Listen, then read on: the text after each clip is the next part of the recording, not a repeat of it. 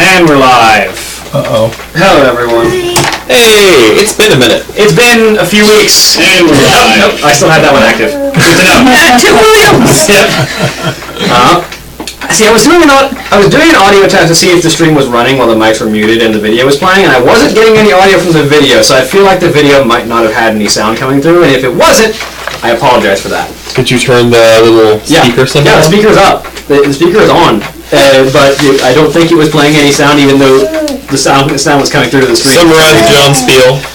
John Spiel. Thank you for giving us money on Patreon. If you already are. If you're not, check us out at patreon.com/fsfilms. Our website's undergoing some renovation, but feel free to check it out. finalshowfilms.com. And that's the gist of it. Aside from that, everything we do can be found at somewhere/fsfilms. YouTube, Twitter, what have you. Throw money at us to help support the starving child back here? Yeah, this is that child who apparently never ever eats enough. No. Currently does not have food in mouth. Nope. But it's been a while. It's especially been a while since we've been back in the realm of Azeroth. And I'm very excited to return to the world of Warcraft for the second season, the returning season of Warcraft Storm, Earth, and Fire. I'm William. I am the Dungeon Master for this Warcraft RPG campaign, which is different than you remember it, because I have spent most of the intervening time between the last season and this season, and a little while before that, building my own World of Warcraft 5th edition conversion. So this is no longer using the D&D 3.5 rules like it was before. It is now running on D&D 5th edition, which is a system that I prefer to run. Not everyone here does. Austin definitely doesn't, but I have opinions. You may have heard them. You're the snake! I have snack friends. Sorry, I just you're not looked quite in over. the camera either. Oh, no, never mind. Yeah, you were just barely leaning off of it, your shoulders off of it. The snake! I have to make sure snack friend is visible. Yep, there you go. But it's colors your shirt though, so it doesn't show up. It's a system that I value and most people here are able to tolerate. Most people here like it, Austin tolerates it. Sometimes. I think my father and I are the main naysayers. Yeah, Yeah. that's okay. The people who played 2nd edition since it came out, you know. First edition. 1st edition for him. Yeah, that wasn't even an edition. That was just, Dungeons and Dragons. yeah, it was crap sheets. I want to do this. Okay, go. So you'll notice, because it's my system, it's still technically under development and it's still being worked on. Some rules are probably going to change as I get some playtesting, because this is the first real playtesting I've had for this system. But to introduce everyone, because we're returning from a long hiatus, and things have changed. It's been roughly a year since the end of the last season of Storm, Earth, and Fire, where our group was caught in the tumult of the war in Stone Talon Mountains in the wake of the Cataclysm. Which means that these individuals have been, as part of the Horde war machine, at war for the better part of the last year.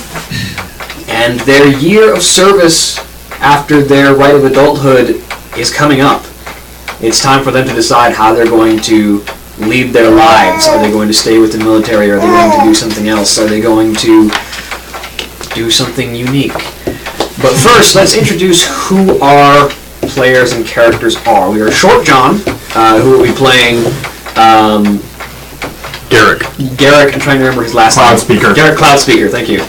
Garrick Cloudspeaker, our orc shaman, our very gruff, sort of to-the-point, leaderly character, the large orc formerly of a clan that he doesn't seem to speak much about. Because it doesn't exist. Not that he said that. That sort of forms the shamanic spiritualist base of this party. But aside from him, we have Holly. I'm Holly. I am playing Shiona Flamecarver. She is an orc with only one arm, and she is a rogue assassin. Yep. I'm going to take a wild guess that Garrett. I haven't seen Garrett's character sheet yet, but I'm going to take a wild guess that he will be an enhancement shaman. And then Shiona, the sort of the Spitfire, Shiona Flamecarver, the aggressive, easy to anger assassin of the group. The one-armed rogue who has spent most of her life dealing with the stigma of being born with only one arm. Whether or not people are actually judging her for it, she presumes they are. They all judge. A fair amount of people are judging, and she's fought hard to make her own name despite, or perhaps because of that. And then we also are joined by Austin. Hi. I'm playing a troll. He doesn't identify by any sort of this silly nonsense, abstract words that mean things are meaningless to him. He wasn't raised by wolves. Wolves aren't cool enough. He was raised by velociraptors. Raised by raptors, our troll hunter, who, to the group, is known as Jangatal Wildwalker. The hunter of the group, the troll who does not speak but does commune well with the animals, and his beloved and well-treated snake friend. Snake friend, who over the past years grown wings, and we're all okay with that. I simply held my reservations on saying that's not how nature works because I guess I just don't know anything. I mean, from watching the troll, you've learned that nature works He wants to. kind of how it, yeah. You can't tell if it's nature works how he wants it to, or he just happens to want things that nature enjoys. And then, on the other side of the table, we have Stan. I'm Stan. I'm Oh, playing Josh, who is a tinker of the techno-mystic path. And Josh is our goblin tinker. A bit of a street magician with his technology, and now a little bit more of a magician now that he's picked up some of the arcane arts from the year that he's been at war. The goblin, who was not originally part of the Horde, but through a series of mishaps and circumstances has ended up working with this group, and may or may not, it's up to him, decide to become a Horde citizen. He was given the option after his time of service with this group and the military. Horde citizenship has a number of benefits and a number of problems, chief of which being the Alliance wants to kill you. How profitable is it? Yes. There's some good money to be made if you're working with the Horde. I've actually managed to scrape out a little bit here and there. I got all kinds of stuff, but And we'll cover your year's wages in a Yeah. minute once we get through character introductions. And then we also have Zachary. Hey, so I'm playing Leaf Ironmender, the half-orc priest tinker. So, born in the Alliance, sort of preferred to stay neutral until eventually I decided to sort of explore my family heritage a little bit more in the Horde, but still holding fast to my ideas of the Holy Light, and also combining that with a little bit of technology and taking it to interesting new interpretations and ideas during my time in the Horde. Yep, and perhaps the priest of the party, the one who presents the most genuine path of healing, as the shaman is more of a combative sort. And finding an interesting place, I think, here among the Horde as one of the followers of the light who exists among the Horde, who learned a bit from a Forsaken in Stone Talon by the name of Thaddeus. But that brings us then to the final member of our party, who is played by Rudy. Hey, I'm Rudy. I'm playing Break Earth Whisperer, Tauren Rune Master, following the Rune Knight, what's it called? The Rune Knight tradition. He's growing a bit more cautious over the year, or the time we've spent away. It's the Tauren Rune Master who studies the ancient ley lines of the land and hopes to learn more and develop his mystic ways. Had a bit of a brush with death the last time that we joined for this campaign, meeting his end and having to be revived, he, after that, sort of developed a newfound appreciation for his own mortality and started to take up and train with arms and armor, and has now joined the tradition of rune knights, those who combine their knowledge of runes and rune paths to wield it with martial proficiency. And some quick bookkeeping. Over the course of the year, you've all received an amount of pay, which I've sort of deducted an amount, or I've deducted 20% for just cost of living, for food, for upkeep, stuff that you would have had to expend over the course of that year. So with your year's worth of pay minus 20%, each of you can add 584 gold pieces to your character sheet.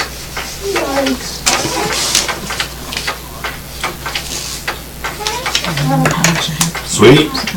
I'm assuming someone is holding on to the trolls for him. I have it. I just have to remember how much he had before this.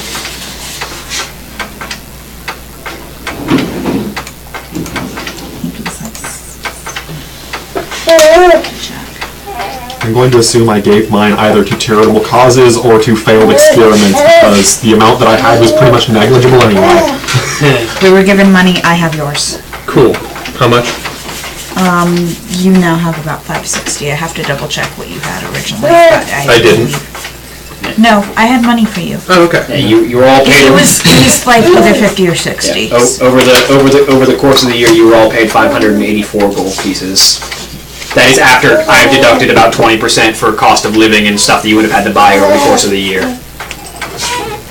So are we deducting anything for the troll? I'm going to assume that you would have paid for food and stuff for the troll that he might have needed. And general, like, upkeep of, he occasionally needed a new spear. It's just sort of a general, to cover any kind of expenses you might have needed over the course of a full year.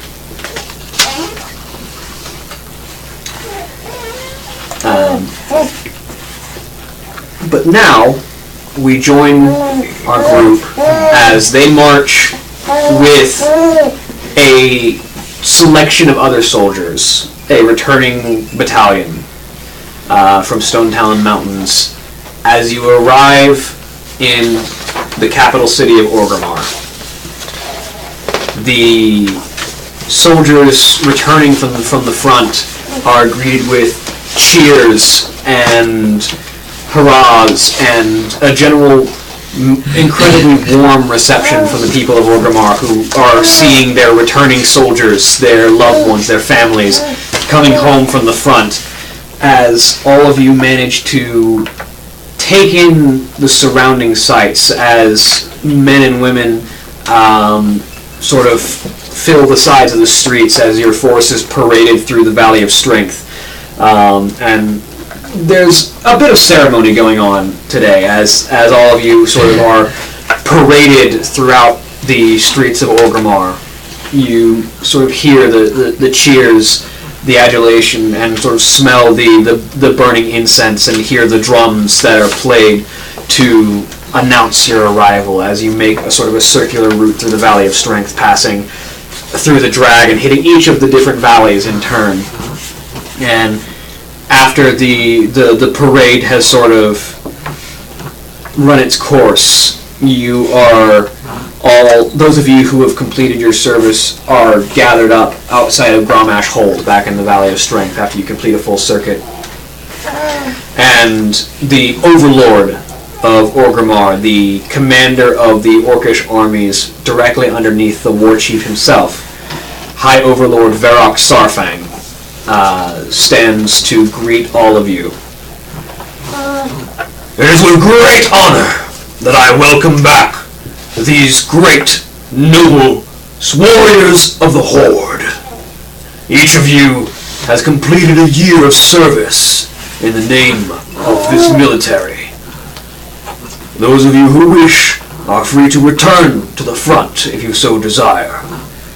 Or, if you so wish, you may return to your civilian lives, or take up new paths in service of the Horde or of yourselves. I look forward to seeing where each and every one of you will stand in the coming days.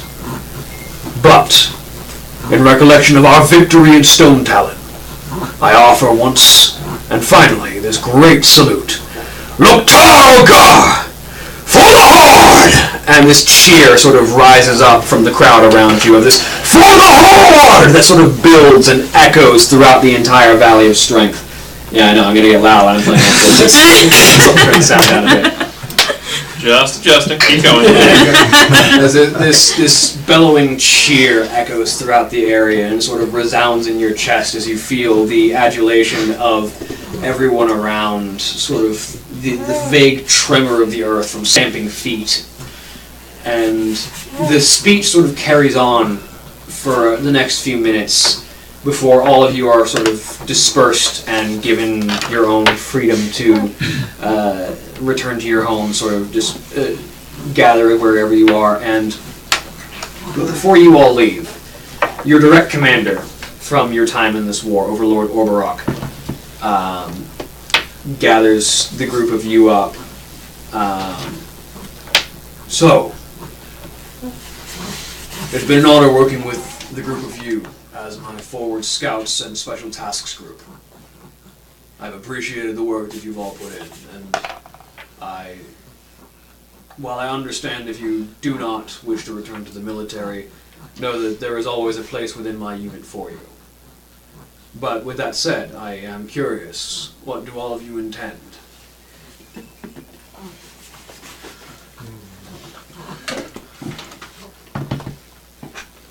Well, I believe we've been talking a little bit about how we can each use our newly found experience, how we could perhaps work together in similar ways, though perhaps not directly with the military. I believe this has come up a few times. This idea of perhaps starting our own group, using our skills for hire and seeing where fate takes us. Looking to found a guild, then, are you? Yes. Almost a mercenary type. Well, investigation, maybe mercenary. Maybe. We'll see what happens. Well, Assassination, whatever. Roll with the punches as they come. if that's what you're looking to perform, then perhaps you might find some people looking to sign on. People with military backgrounds build a bit of a reputation, and guilds starting up from military groups are of a stronger sort, and you all have some connections. Some of your fellow soldiers who might have also elected not to return might be looking for work. But first, if you're looking to start, you'll need to speak with the guildmaster. The guildmaster here in Orgrimmar will be Ertrun Clanbringer. Could you repeat that name? Ertrun Clanbringer. That'll be U-R-T-R-U-N. Clanbringer? Clanbringer.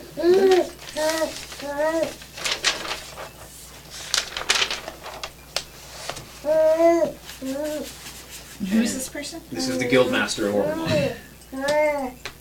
You'll want to speak to him, and he will guide you through the process of establishing your guild and the fees involved with getting a well-known reputation, putting out feelers, finding a banner to rally yourselves under, and getting you registered among the ranks of the Horde as a known guild that those can join and be recognized as. So kind of like a union boss.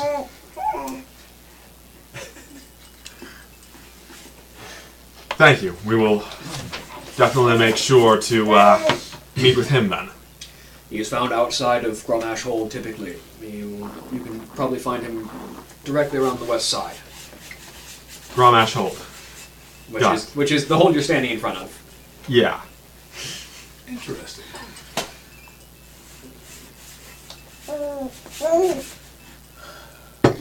Because this guy was the one who led our specific unit, or the... Rock, or Rock led the battalion that you were attached to. So he dealt with you personally most of the time.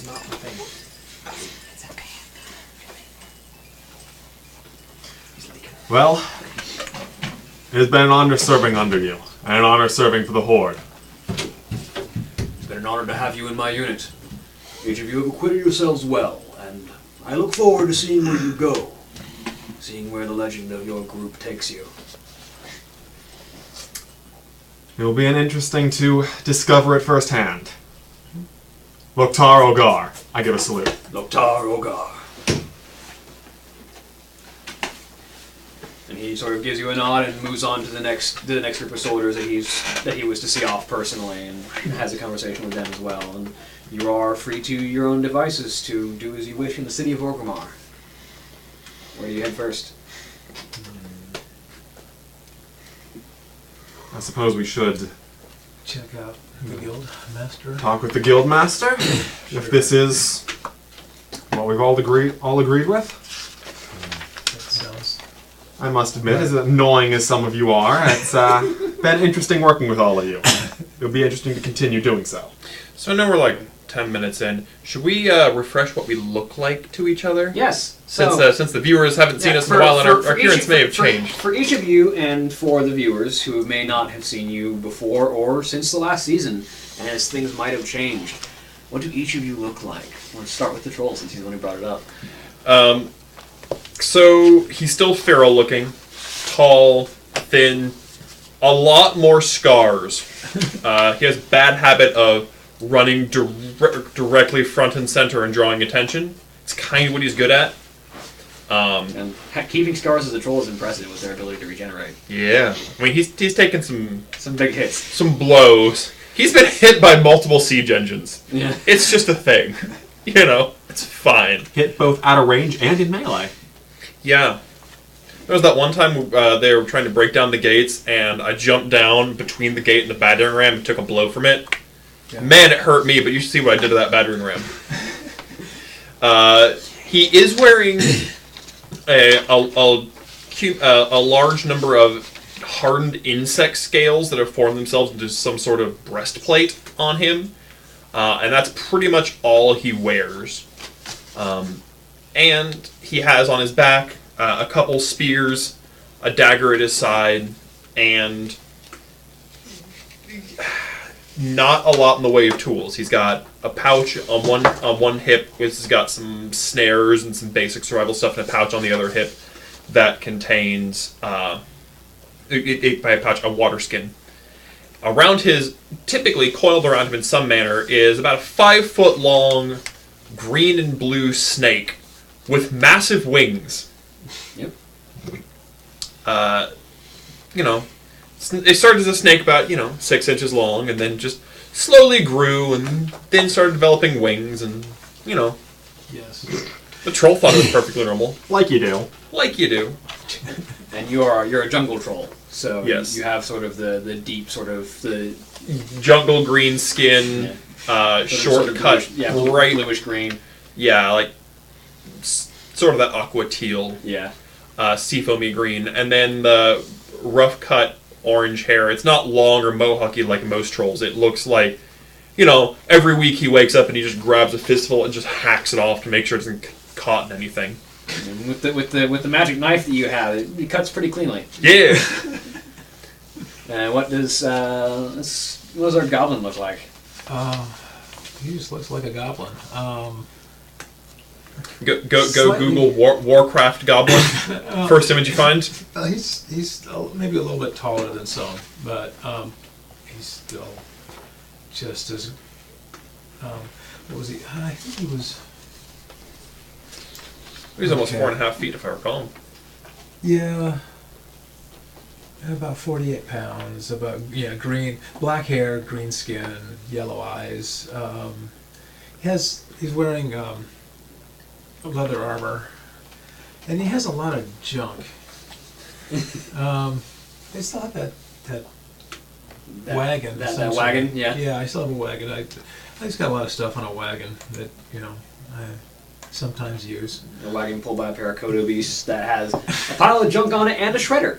And a shredder. Fully functioning goblin Yes. shredder, although I believe the shredder arm exploded at one point. I had to fix that. Yeah, I haven't gotten a chance to actually fix that. I probably would have through the year, but I mean, I don't know. We haven't discussed all that It yet. could have exploded again. That's true too. You've got a functioning Yeah. goblin shredder. We'll say you repaired the shredder arm by now, and a gun mounted on the other shoulder. Yes, regular rifle arm. And yeah, that's basically it. He just mainly playing mostly with knickknacks at this point. He has a bunch of little things that he has in a bag, a bunch of different bags. A sort of beat up sort of suit of leather armor and a bunch of random knickknacks and grenades Yeah. hanging off of him. Yeah. And then sort of the typical large chin, large ears, large Yeah, nose the that big nose, you yeah. can see from most goblins. The Yeah.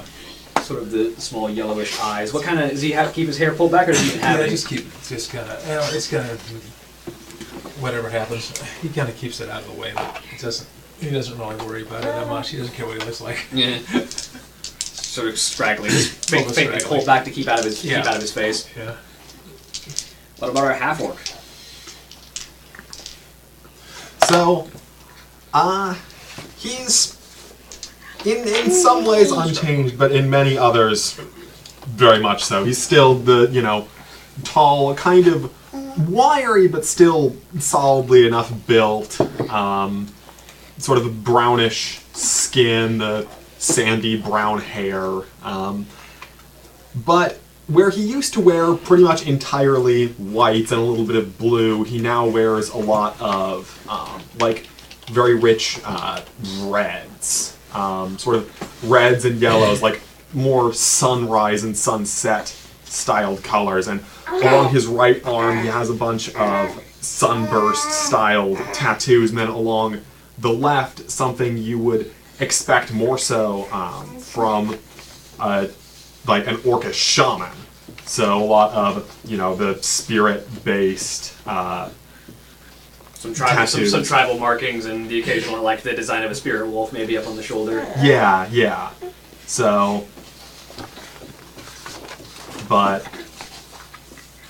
and also a little bit more evidence of his tinkering as he gets a bit more into that. So he'll have a little belt of tools that he'll always have around, but.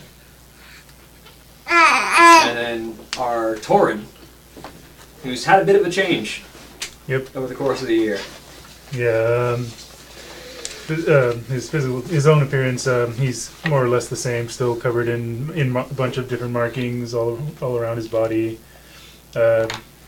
He has trimmed his hair a little bit down more, but other than that, now he's wearing what did I pick?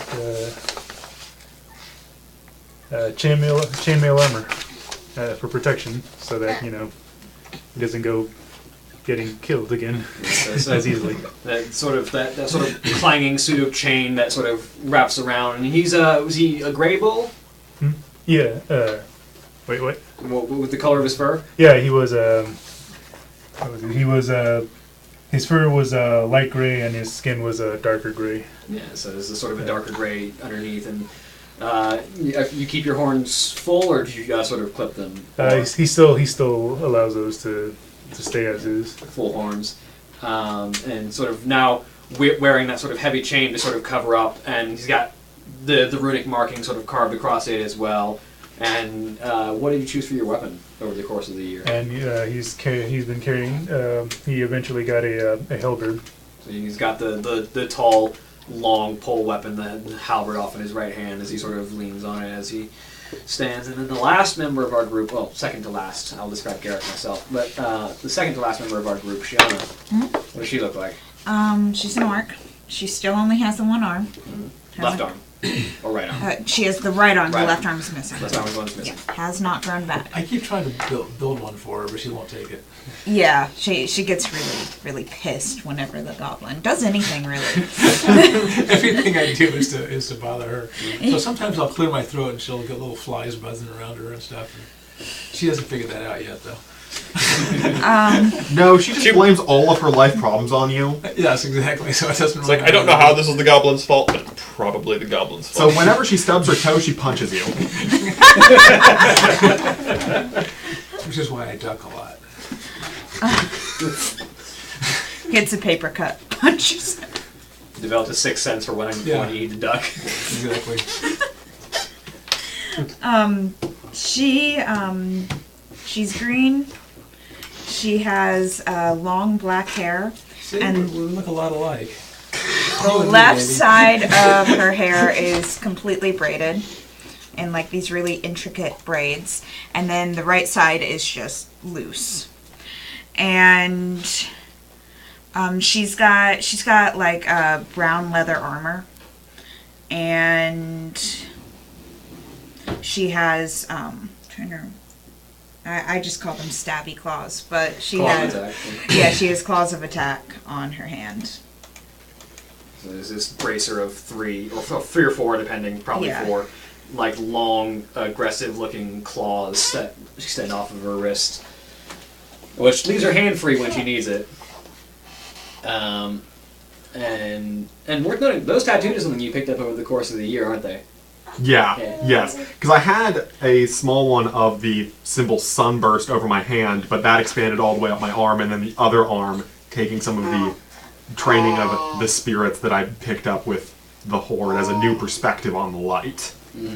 And so, for any of you, have any of you picked up any new tattoos? You know, the trolls picked up a bunch of new scars. Has anyone else picked up any new markings over the course of the year? I forgot to mention she did have a tattoo on her upper arm, just like a band type tattoo, but she's probably picked up The a left couple one or the more. right one? Oops. This is why she hates the she's probably That's a visibility spell. she's probably picked up a couple more over the course of the year. So, the group of you head around the side of of Gromash Hold, and you meet, and you can, as you see, there's a large sign written in Orcish runes that just says Guild Services. That's hanging over what is essentially an awning off the side of Gromash Hold, where in this sort of the dust and the wind, you can see there's a desk set up where this sort of tall, well-built but definitely aging orc is sort of working on a variety of paperwork. He's got this sort of very simple, sort of purplish leather jerkin and this long purple robe skirt that sort of keeps the dust mostly off of him. He's got sort of like these brown leather bracers.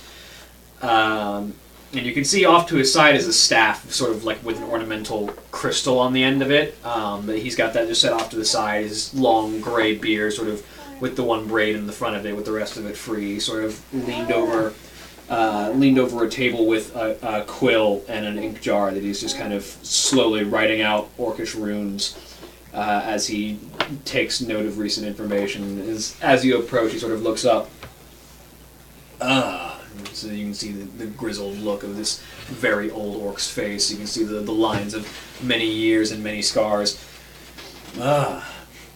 Newcomers. I haven't seen you before. How can I help you? Well, we were looking to establish our own guild now that our tenure in the military is over.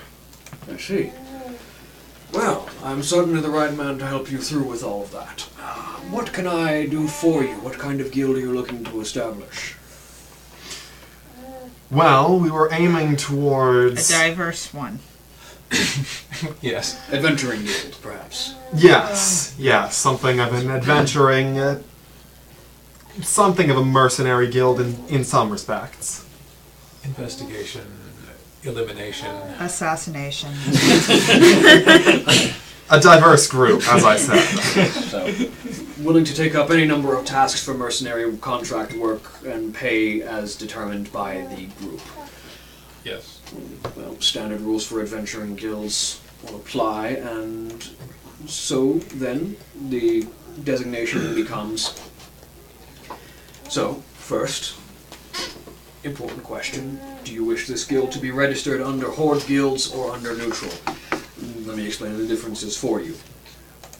While each of you as Horde members are subject to Horde laws and willing and able to receive Horde benefits, you are subject to, each individually are subject to things such as the draft in times of military need, are subject to Horde laws while in Horde lands, and obviously, as members of obviously Horde-aligned races, are perhaps less welcome in Alliance lands than most.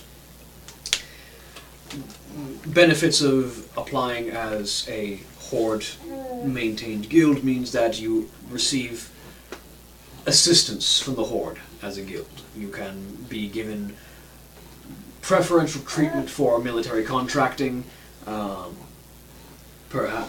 easier application for loans to acquire land within Horde areas, to acquire construct rights, preferential access to most anything that a guild would require in the lands of the Horde. Neutrality, of course, offers you more freedom. You get the option to choose wherever you like, and your guild as a whole is not subject to Horde command. Other individual members therein are subject to, as I said, perhaps a draft or Horde laws. The guild as a whole, however, cannot be ordered on behalf of a war chief to do anything. Whereas if you do remain as a Horde-aligned guild, you are subject to the orders of the war chief. Well, we're kind of used to that anyway, are we? I'm just gonna knock that camera aside. It's all good. It's still aimed properly? How awful. Am I still here? A little bit that way. There you go. You're good. My own wish, and I'm sure this would come as a surprise to none of you, would be to be a neutrally aligned guild. It enables us the greatest freedom to take missions that we want. I mean, after all, being under military command, we could have just kept our tenure in the military, but I believe being able to have our own path in that respect has its own advantages. I would have to agree. Probably. Is there anyone anyone particularly against to being a neutral guild? They died just as well either way. Then neutrality it is. Garrick is probably going to voice that he would like to be with the Horde, but we outnumber him. This is true. Garrick would voice that he would like to maintain his status as a Horde-aligned guild, and would note that as all of us are Horde races, it would be easier for us in a lot of situations. It would be very difficult for us to take alliance contracts anyway. Yeah, we're not going to be able to take alliance contracts anyway. I think having the advantage of being in the Horde area, I mean, financially, if we, like you said, with acquiring land and things, might be easier if we were amongst, I mean, being part of the Horde as far as building something in the future. It would be Perhaps. easier, but Although we could always dissolve this and go back to something else anyway later. I mean, because if this doesn't work, we can go to the old unit, and it would be similar to being in a Horde-aligned specific guild. Now, it is worth noting that as a Horde-aligned guild, you would be free to take any contracts, both Horde and neutral. The only thing is, it would be considered illegal to take alliance-leaning contracts. Of course. Whereas with neutrality, you are open to the full breadth. Though, of course, without that many neutral or alliance-leaning members of your guild, that would be more difficult. Oh, I'm fine with that then. I don't want to take alliance contracts. if that is the case, then perhaps we should stay with the registered with the Horde. The decision is ultimately yours. We can help everyone that is in alliance. They can help themselves. I mean, I don't know. I suppose then that we are voting in favor of registering with the Horde. I think we'd be a little more popular. I know your stance. I would. I think we'd be a little more popular in the surrounding area. I mean, we're not gonna. It depends on how much we venture off. I mean, as far as the inner cities and stuff, we'd Being have able to maintain we would our have a lot more connections would be clout good. within the big cities and stuff if we, be established within the Horde. I think we'd have a little more clout, right? At least in the beginning. You're not wrong. You're not wrong. Would we be able to change it at a later time once, assuming I mean, I'm that, sure we could dissolve it and start something fresh. yes, or aside from the immediate paperwork of dissolving and forming anew, it is possible to either declare independence or request allegiance. That said, such a process is somewhat lengthy and requires a number of interviews and investigations into activities and membership. that'll be fun. It's a long process, but it's not an impossible one. It's mostly paperwork and interviews, and an amount of monetary expenditure. But there have been several guilds who began as Horde and went independent, or began independent and went Horde. Notable, the Iron Fang mercenary company was formerly a Horde guild until it grew large enough to intake a large number of alliance races and then filed for independence. And now it roams the lands. Then I suppose what we do, even if set in stone, stone can change over the years. We can register for Horde then. I'm sure. Just to start off. I'm sure we're Garrick here. He would certainly voice in that direction. Garrick is here and does voice in that direction. Oh, I thought he was off saying goodbye to all of his military buddies. I mean, yeah, we'll say for now, Garrick is just for the sake of ease. We'll say that he's having a conversation with the rest of the units that were under Orrock's command and sort of saying goodbye. Then we shall register with the Horde. Very well. Now, your instatement incurs one mandatory fee and another optional. The mandatory fee is a simple price of 10 gold pieces for establishment within our files. It will provide you record and will instate you among the Horde and will allow us to disseminate your name among those seeking mercenary contracts. I used to have mine here somewhere. Yeah. Beyond that, we do also offer the creation and distribution of tabards to declare allegiance to your guild. We can help you create a crest that your guild will be known by, and provide tabards for your warriors to wear to declare their allegiance to your guild.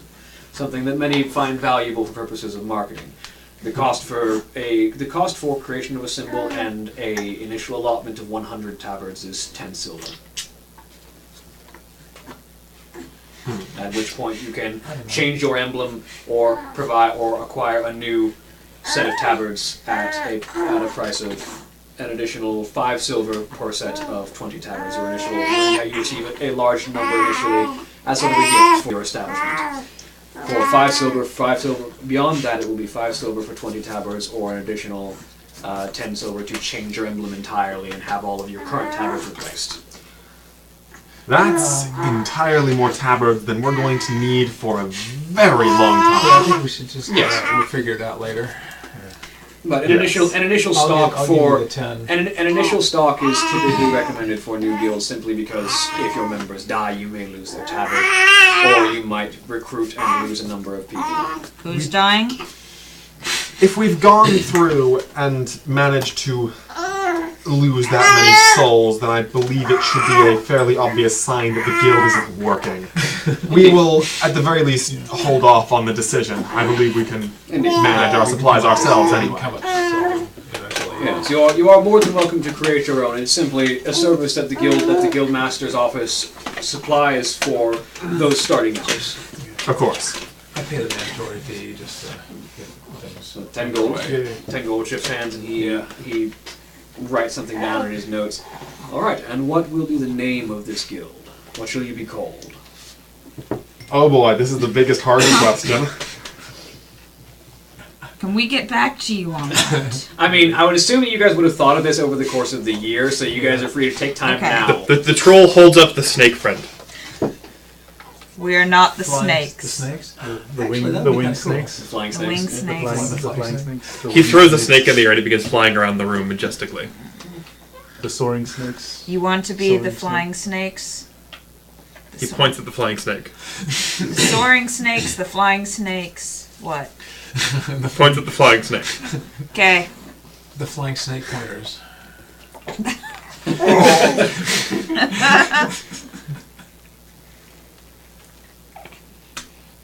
So, Danny, do you have anything better than that, or are you being known as the flying snakes?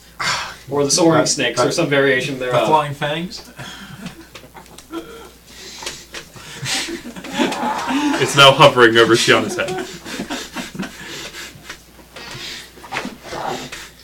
I can only assume that in our discussion we've I hand already... myself to my mouth and I clear my throat and the snake starts to glow. Snake looks at itself and becomes very confused. It lands, curls up, and begins investigating why it's glowing. Looks at the troll looks at the snake, shrugs. The snake shrugs, which is impressive given it doesn't have shoulders. It has wings. It shakes its wings. No, it shrugs its shoulders. Okay. It's non-existent shoulders. You feel like the snake has a better understanding of language than the troll does, at times. Probably. The snake is the interpreter. So, So any something along final that, decisions? something along those lines. What's the The assassins? slithering thing? I do find that the thing that takes the group the longest is always names, and I love that so much. I mean, What do we want to obviously... do? We want to kill people. Who do you want to work with? The Horde. The Horde took like 5 minutes. And then, what do you call it? The next 2 hours. Rest of the session is debating the name of the group. I mean... What do you think?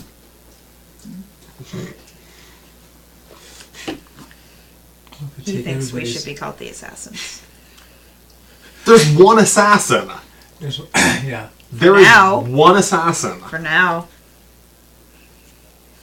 Yes, and right now we're making the name. We don't want to advertise that as being the. Also, I thought that was a side gig for you. We want to keep that kind of under the table. I mean, we'll do all Again, kinds of things. you're but- doing recon for our group so you can keep plausible deniability if your secret life ever catches up to you. Alright. Remember?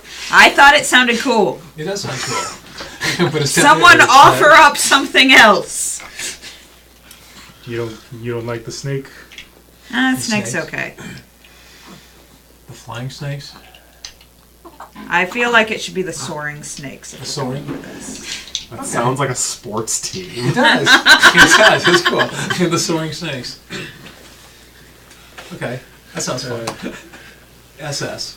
We are the SS. Out of our way. We're gonna be the SS.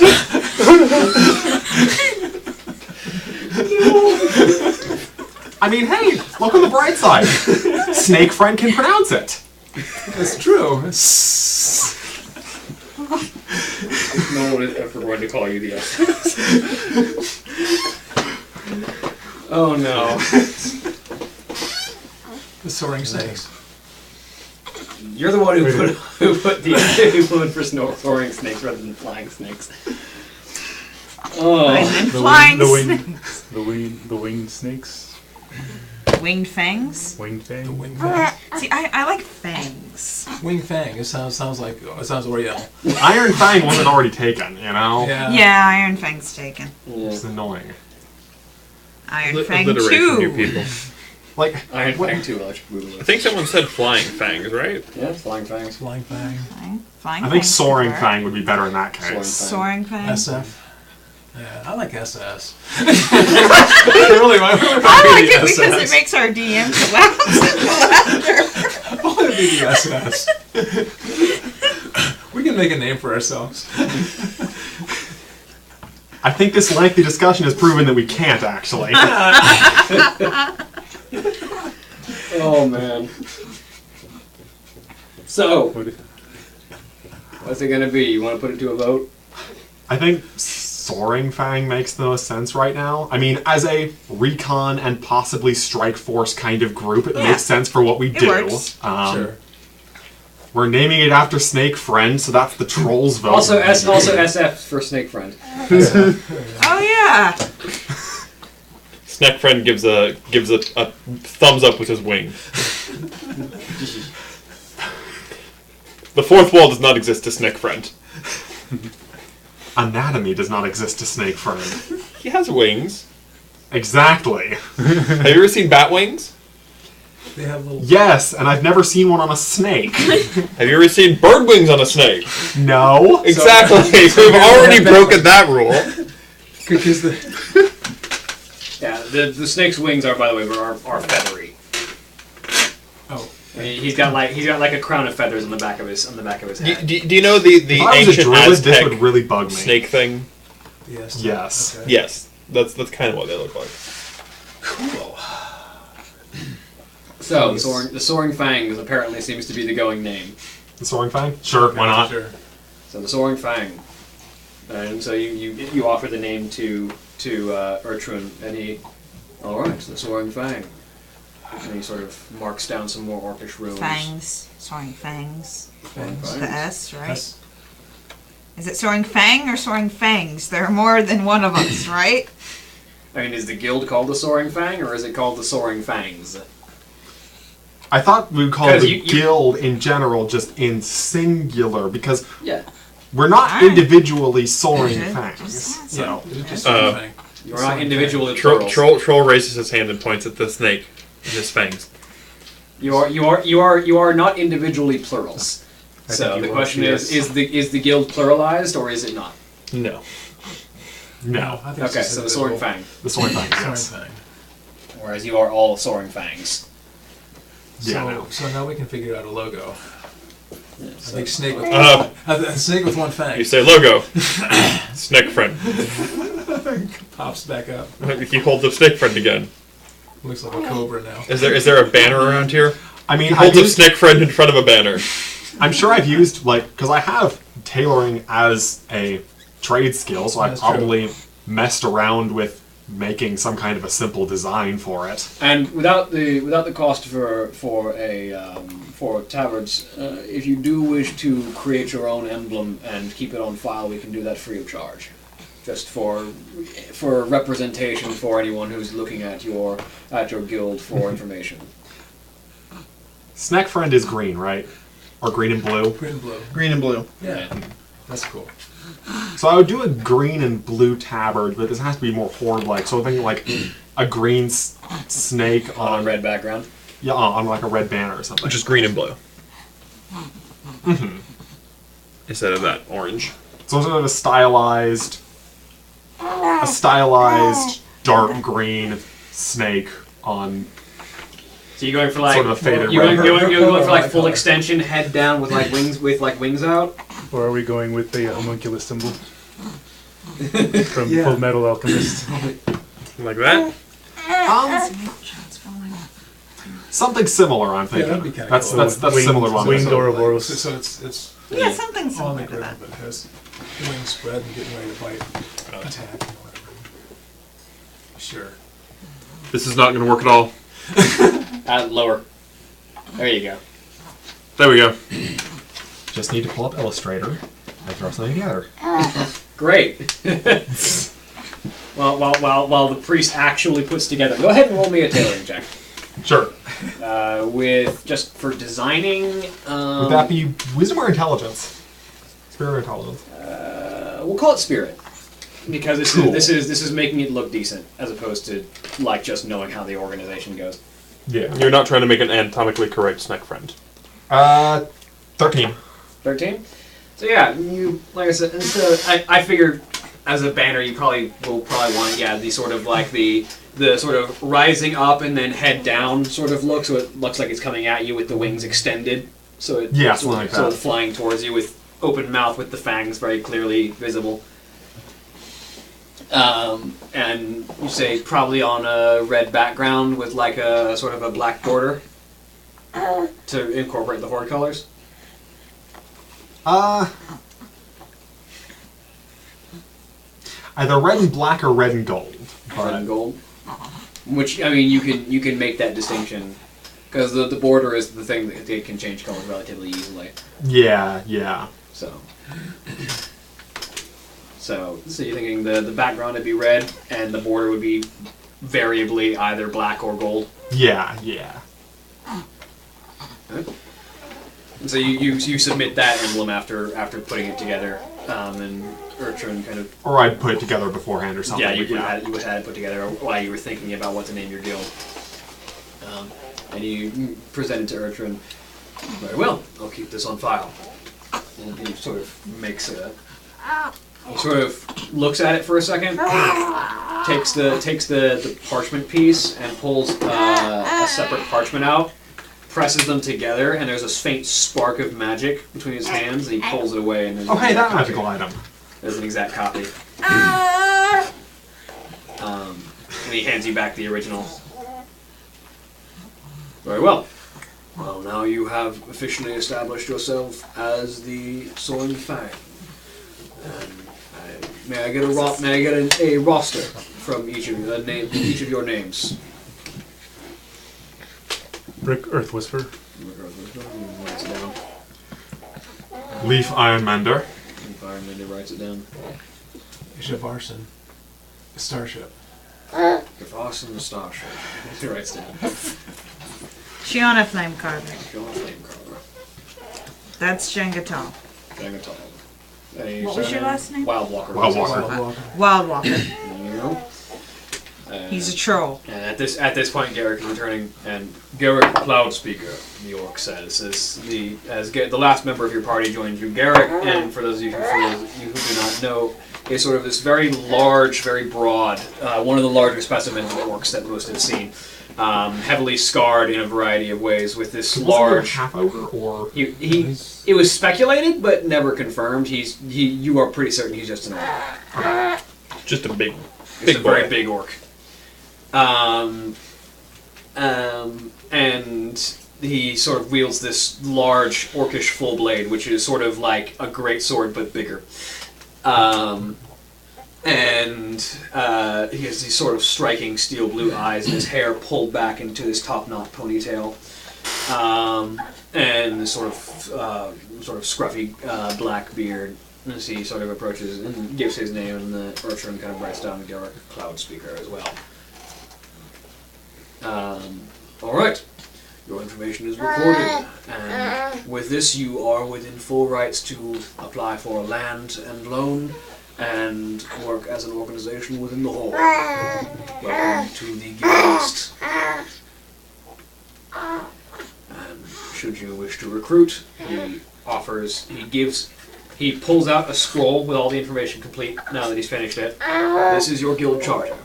Should you request to add anyone to your guild, you need simply add their name to the list and present it to me or to any guild master within any Horde city to be updated. So one of you can write down the guild charter. I'll take it. And you are free to establish your own organization, and whoever is established as the guild master, if you do wish to establish one, who has majority of rights over the guild, you can simply throw their name in at the top, which there is a spot to write guild master for whoever you wish to establish as guild master if you so desire. Mm. But there are many guilds that have no guild master. And ours will likely join their rank. I don't know, I think the troll is very competent. As soon as he can sign his name here. Yeah. He goes in and applies for a loan.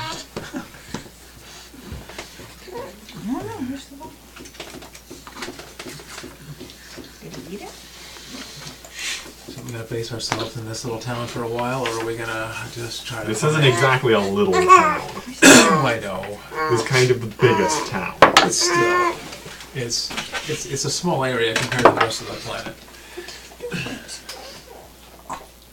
And of course, if you wish to do any recruiting, you are free to ask around. And you can typically find mercenaries looking for work hanging out in towns. I've found is typically where they tend to stay. We find jobs and things. Just have to look for the exclamation marks above their heads. And aside from that, you are welcome to put in notices on the job boards. And Yeah, we can check job boards. aside from that, you are now officially a guild recognized by the Horde. Congratulations. So, with that done, what are you up to next? Let's go kill something. Let's go help people. By killing Possibly by There's- killing something, but let's go help people.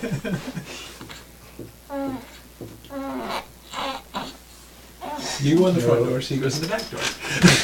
What are we killing and why? Not Gotta go find a yet. job. So, Gotta go get some money. We if gotta there's go find a any job so we can particular pick up some... area of operations that our group would particularly prefer, I'm open for kind of anything. She already said that. I should have brought the map with me. I forgot that too. Oh, Oh, the map later. Yeah, well. But we spent a lot of time in that northern part of that desert, right? In the Northern Barrens, yeah. Right. Well, we need to just, for now, just meander around and see what we can pick up in the bars and see what we can figure out if people want stuff done. I'm good at making people disappear. Well, I mean, as far as, just see what the need is for any assistance right now.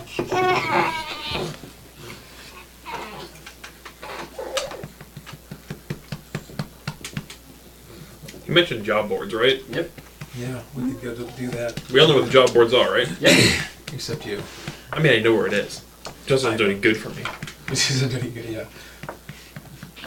Well, we should, You check can go to out the some job job board. boards and see if there's anything we feel like doing. All right. So, so you head to one of the job boards. Conveniently, there is one immediately outside of Grommash Hold. Yeah.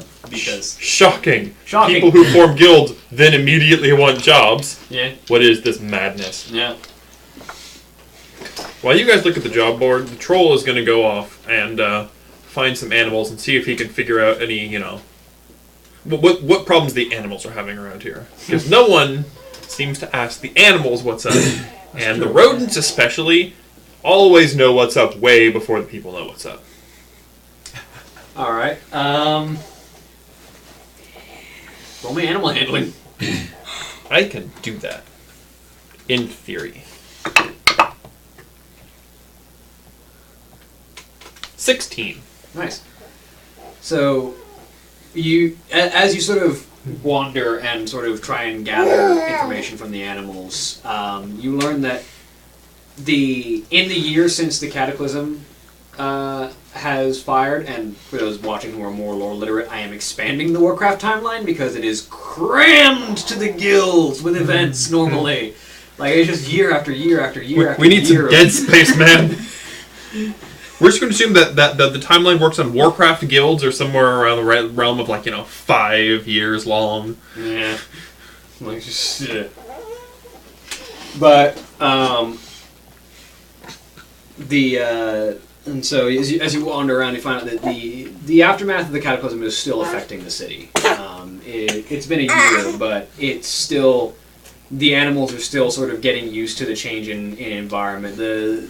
What you learn, because you've never been to Orgrimmar until after the Cataclysm, but you learn that the drag, which is sort of the big circular ring that connects all of the valleys, used to be covered. There used to be cavern ceiling above it. Mm-hmm. But when the Cataclysm hit, all the earthquakes brought the ceiling down. And it was thin enough that it didn't just fill the entire valley. They were able to clear it out, and now the drag is an open space. It's sort of been brought out into the light. And that's awkward for a lot of the more cavern-based and night-dwelling animals, because now their big safe spot is no longer hidden from the front of the sky. And so a lot of them have ended up moving down into the Cleft of Shadows, where you find that they're even more uncomfortable, but it's the only place that's really safe for them. They're more uncomfortable because of the weird magic that the people in the Cleft of Shadows do. Because the Cleft of Shadows, not that you really academically understand this, is where all the warlocks That's where the stay. demon stuff happens. Yeah, that's where the warlocks I can are. understand demon stuff. Yeah. You can call it whatever you want. It's demon stuff. Yeah. That's not good.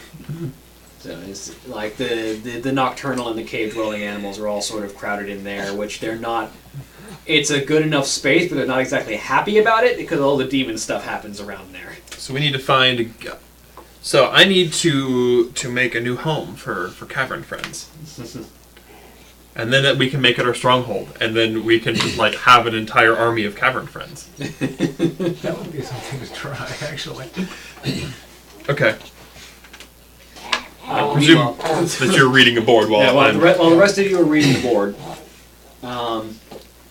there's a variety of different jobs that could be used for looking for work for small groups.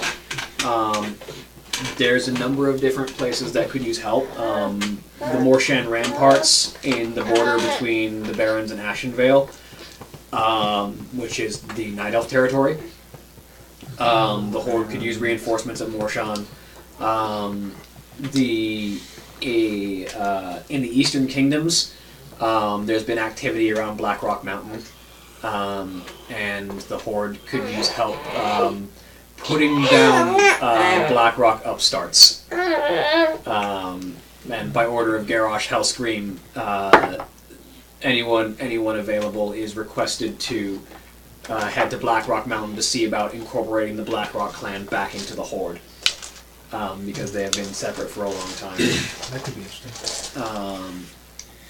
Beyond that, there is a standing order, a standing bounty for Twilight's Hammer cultists,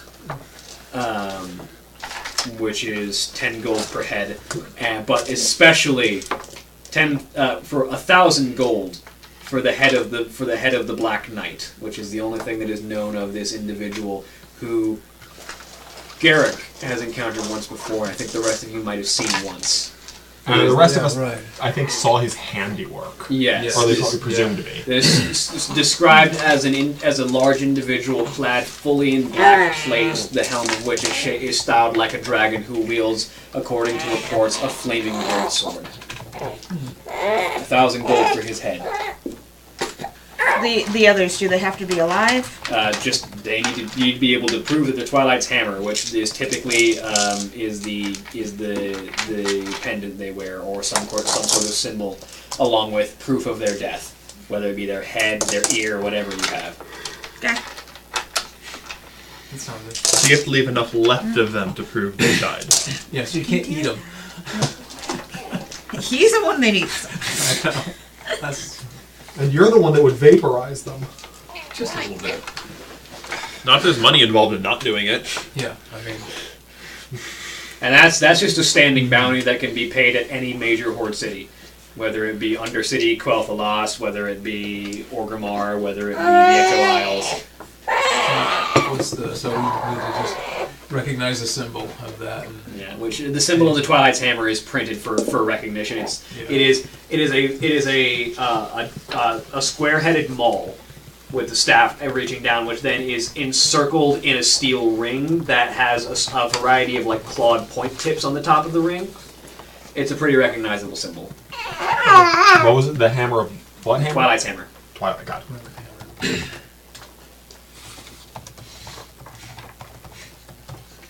Twilight. No wonder we're It's getting rid of them. Yeah, we need to The get rid of head that. of Kristen Stewart. We need to- I would gladly do that. we just gotta get Nobody rid of knows what's all under this- that helmet. all the sparkle. It's Kristen Stewart with her classic face. So, we have the thing at Blackrock Mountain, the one at the border of the Ashenvale Forest, and then the Black And Knight. those are just the big jobs, and you can look around, ask around for anything else. But those are the major ones that are worth being put on the job board. that you guys could handle, because the other ones that are on the job board are for like, we need an army.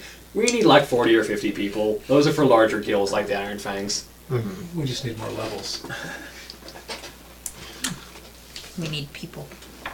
Oh, we can do that. With how we've run into him before, we do already have at least a small amount of qualification for trying to track down the Black Knight. We haven't run into him for a while. It is worth noting that the bounty is just a standing bounty. You can do anything else, and if you run into him, kill him and take his head back. Yeah. Yeah. So we just Yeah. need. Yeah, I think we're going. 1,000 gold would be nice. Oh, I have Who to was the split it with you guys, don't I? The Blackrock The Orcs? Black Rock. Roll me a history check. Oh, not if you, Roll me a history check. not if you go after him yourself. Oh, yeah. I don't advise Probably. it. I'm not an idiot. No, you're not. 14. The Blackrock Orcs were a clan of orcs in the original horde that came through the Dark Portal for the First and Second Wars. They were well known as sort of the engineers of the Orcish horde. They were the ones who built most of the Demolishers, the strong technology. The original 2 war chiefs of the horde, first War Chief Blackhand and Orgrim Doomhammer, were both Blackrock Orcs. And since then, the Blackrock Orcs since they took up residence in Blackrock Mountain, they sort of failed to join up with the horde when they left the Eastern Kingdoms, and have since then been their own faction that has sort of been on its own. There's been conflict with them in the past, both with the new horde and with the Alliance, because the Blackrocks sort of see themselves as the true horde, as the sort of the original loyalists to the original war chiefs. So there's been a bit of conflict between them, but it seems like the war chief is looking to bring them back into the horde. I'm going to clarify that is almost definitely the one that Garrick will lean towards. Yes. Probably. I mean, that would be fun. I mean, Yeah, Just to yeah, throw that seems Garrett's fun. opinion. that's a nice. It seems like a good one. We can probably handle that.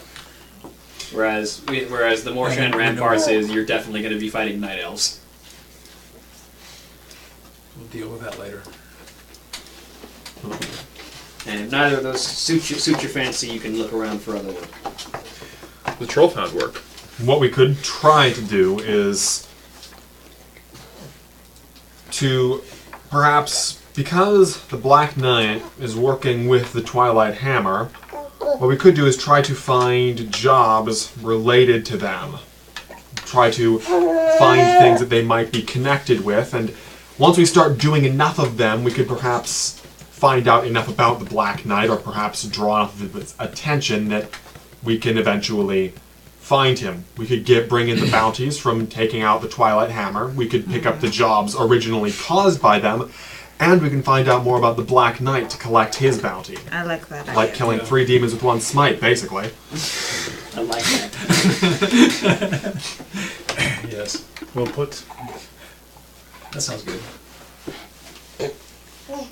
Alright. Troll isn't here. No, the troll's not here. The troll's out he's talking to out. rats and Rats. snakes and spiders. So that would be my vote, especially Other than given we brothers. already have some amount of information about him, and more than I believe most do. I agree Yeah. with you. Sure. Let's do that. Okay. So where are you going to look for a job relating to Twilight's Hammer? Step 1 will be trying to figure out what the Twilight Hammer is doing. Who's the information gatherer in the group? I do have investigation, so I have +5 investigation check. It's an investigation, or I think the other information is persuasion, diplomacy now. Persuasion. I have persuasion as well. Yeah, if you want to try and talk to people, you can use persuasion. If you want to try and look through documents and records, you can use investigation. Well, let's go start talking to people. I mean, we can hang around the bars. What is wrong, guy? He's gassy and hungry at the same time. So he wants to wiggle around so we can get gas out, and then he wants to eat, and then he gets gas, and then he has to roll around some more. Hold on. I think I'm going to try to look around on job boards His feet for wants to blanket. things relating to problems with the Alliance, but try to find ones that are kind of off, because we've noticed before that the Twilight's Hammer has tried to frame the Alliance for multiple things. So I'm going to try to see if I can find anything that just feels off, that just doesn't seem to line up with their motives. You do know the Alliance Precisely. better than anyone else in this group. Alright, roll me an investigation check. Cool. It's also teething like fury. Yeah, you hold. I've got Kylo. Oh, that was a natural one. No! Dang it. And it was such a good strategy, too. Well, the one thing you do find is a major posting, which is sort of all Horde military, well, not all Horde, but a significant amount of the Horde military and a significant number of guilds and warriors have all been sent to the Eastern Kingdoms, to the Arathi Highlands. Because the Highlands seem to be under attack, and there seems to be a large amount of activity in the Highlands. There's another clan that the war chief is trying to bring back into the Horde. One of the other clans that sort of has remained separate, the Dragon Maw clan, lives in the Highlands and is worth trying to retrieve. They sort of are still, as far as they know, holed up in their fortress of Grim Batal. In the Eastern Kingdoms and the Highlands, but also there have been reports of notable Twilight's Hammer members, like the Ogre Mage Cho'Gall, having been spotted in the Highlands. Which is a dangerous group to be dealt with in general. The Ogre Mage Cho'Gall, as far as anyone knows, is the leader of the Twilight's Hammer. To the point that he doesn't even have a specific bounty, because no one's expecting just a random group of adventurers to bring his head in. But they're expecting them to bring the Black Knight 7. The Black Knight, yes. But not Cho'Gall. Okay. But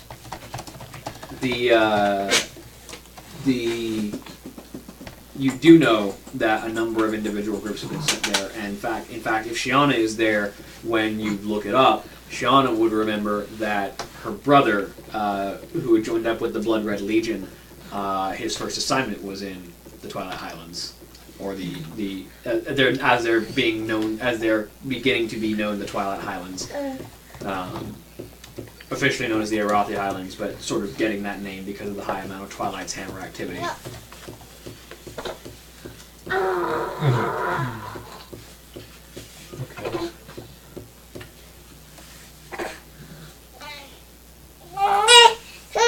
Interesting. If there's a lot of activity there, that might be a place to clear out. Could you move your box back a bit? I can't see the lights for spiking the audio or not. Thank you. Not quite so much clearing out, but looking into and seeing what small portions we can bite off and take out. Right, yeah. So... And presumably the Black Knight would report in with the leader, so we could probably find more information on him if we took missions closer to there. Yeah. So, but wait, that's all the way in the Eastern Kingdoms, though. Yeah. Which there is a Zeppelin that flies from Orgrimmar to Undercity. There's a Zeppelin circuit, so there's usually at least one every few days. Troll on a Zeppelin. Troll on a Zeppelin. Yeah, that's never worked well historically, but you know. But the Zeppelin route is about a week because it's constant motion, but it goes all the way across it goes all the way across between Eastern Kingdoms and Kalimdor. What methods would the Black Knight even have of skipping continents, though? I mean, That's a good question. other than, I guess, really powerful magic, but he doesn't seem like the kind of guy who could just stow away on a ship. Then again, nobody knows his face, but still. Yeah, but the Twilight Hammer portals. Yeah. Portals and You see, the Black Knight's probably thinking of portals. Yes, I suppose so. Look, I'm about 15 years behind in my memes, alright? Give me another 3 years and I'll start referencing people taking an arrow to the knee.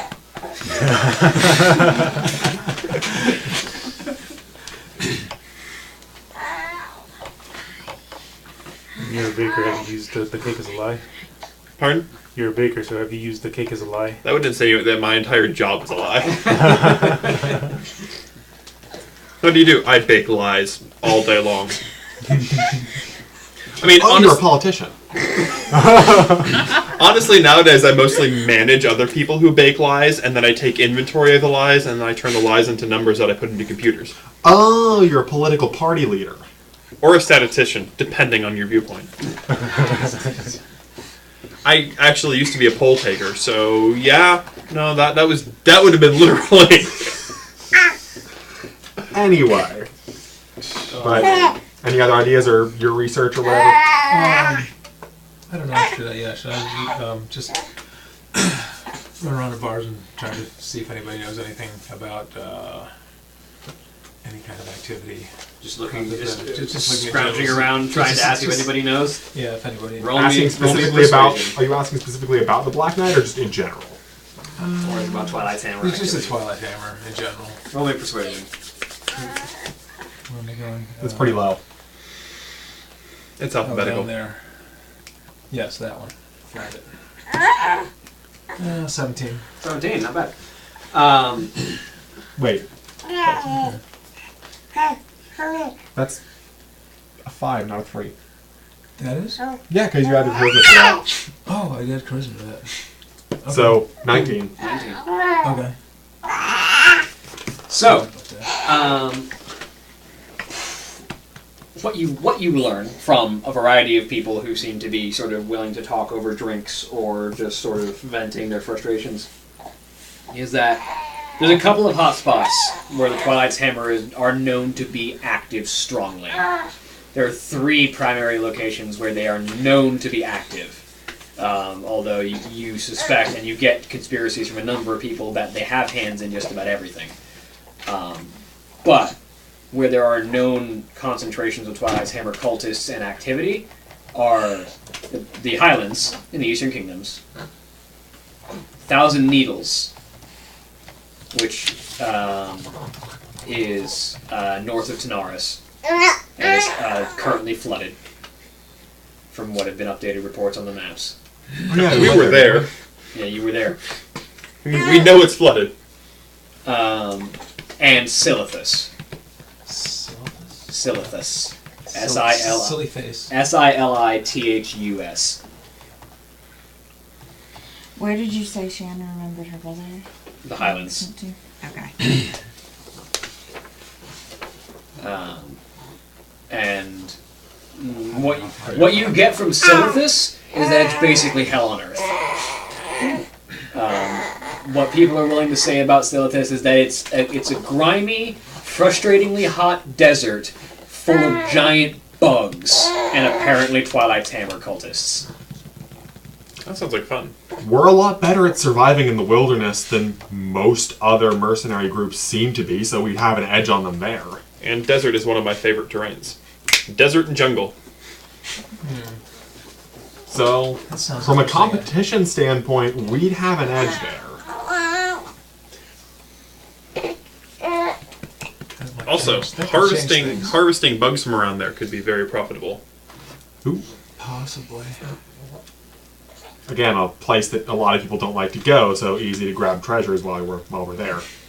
Well, if they were easy to grab, people would love to go there.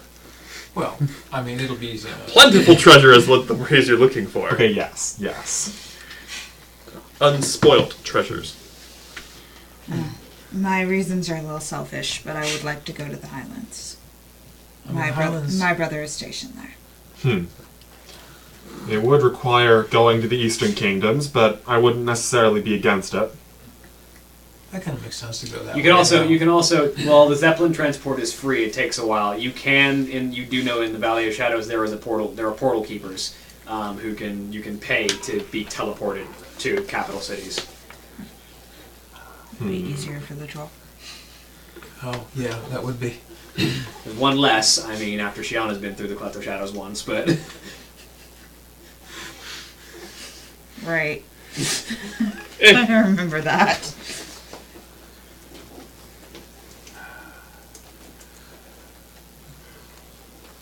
Oh yeah, I went to the Cleft of Shadows once and talked with a Technomage buddy that you guys killed.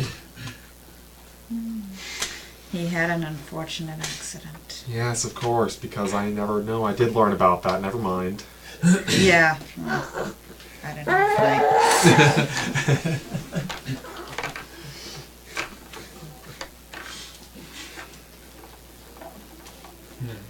So, So I think the best options are Silithus or the Highlands.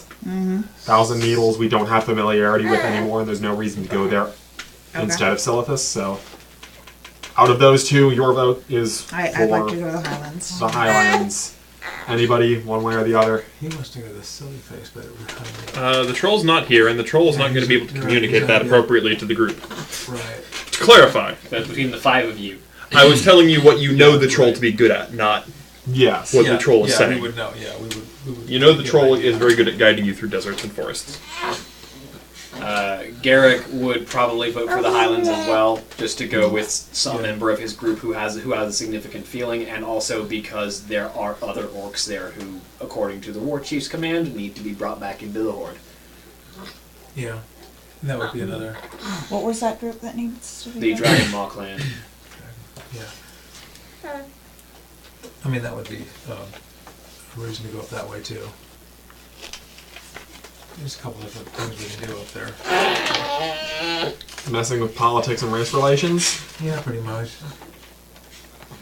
I think we can handle And here I thought the party just wanted straight up killing. Well, That's just me. I mean, yes, but you're going for the option that isn't just straight up killing. well, I don't always want straight up killing.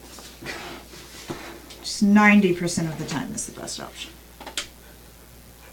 I see. 9 out of 10 doctors recommend it.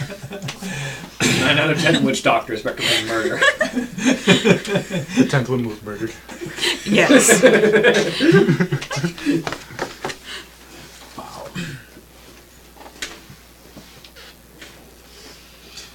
So I guess any particular leanings one way or the other for you two? Either one is fine with me. I don't know. Highlands kind of sounds like there's more things going on over there. My personal vote would be for Silithus, but I believe the Highlands would work too, so. Seems like a majority vote for the Highlands. How are you going to get there? Flying snake. We cannot all You want grab to onto fly the on the snake. snake. Again, while the snake may be 5 to 6 feet long, realize that as a snake, that does not constitute even a medium-sized creature. He probably weighs about 30 to 40 pounds. So, you know that the two closest Horde cities, the Horde capital cities, that are in the Eastern Kingdoms are Undercity, which is the capital city of the Forsaken, or Quel'Thalas, which is the capital city of the Blood Elves. You can be teleported to either of those for a price.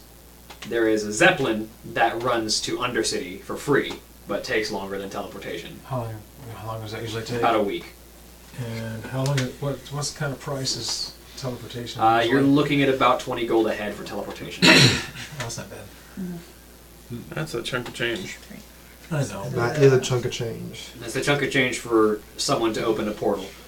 Yeah. You know, expenditure of magic. Hey, portal keepers make good money because they expend their magical resources and let people walk through and just take 20 gold a head. Yeah. That said, becoming a portal keeper Takes a lot of effort. and has occupational hazards. Yeah. It's a lot of money, but if we take the Zeppelin, who's going to sedate the troll? I like how you have the A-team approach of B.A. Baraka has to be sedated if you're going to go on a plane. Pretty much. I mean, true. I can't hold concentration on hold person that long. 7 days of cold person. I mean, knocking him out and putting him on the Zeppelin would work, but then he's going to keep waking up. And he has to eat. I think first we should try to possibly look for, like, missions. Because are we basically going to want to go in the general area that all the main forces are going, or try to go more around the outskirts of that area? Well, first you have to get to the Eastern Kingdoms, and then you have to get there. Yeah. Getting to the Highlands. Let me pull up a map of the Eastern Kingdoms real quick, just so I can see what you'd have to pass through.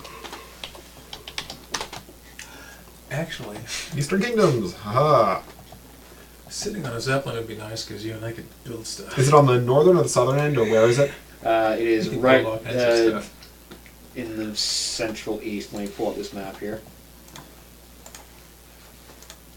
I'm presuming we do have to pay for things like our provisions as we eat for those 7 days. And Is it things the like big, that. intimidating Yeah. looking purple mountain? Yes, Gotcha.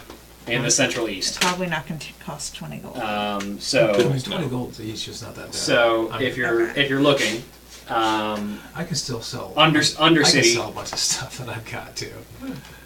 will be Let me Oh yeah. give you an idea of where you're at. There it is. So, yes, so that will be the Twilight Highlands. Undercity, if you want to go up, is here-ish. Mm-hmm. And Quel'Thalas is up here. And that Quel'Thalas is there. Undercity is about here. Where's Undercity? No, Which- sorry, which no, it's right here. region? Yeah, it's in Silver Pine Forest. So Undercity is here, Quel'Thalas is here. Okay. So to get to the Twilight Highlands from either place, you would have to, from the Undercity, you'd be going through Blurg. You'd have to cut through this area and through Thandal Span, which is an alliance-held territory. So you have to be careful with that, or you could sail. But through Quel'Thalas, you have to go through the Ghostlands and Wildhammer territory, and then through the same dwarf-held territory. Okay. It's probably a shorter shot from the Undercity, but it's through more dangerous territory. And where's the other place? The Quel'Thalas. No, Silithus. Silithus. Silithus is in Kalimdor on the very southwestern edge.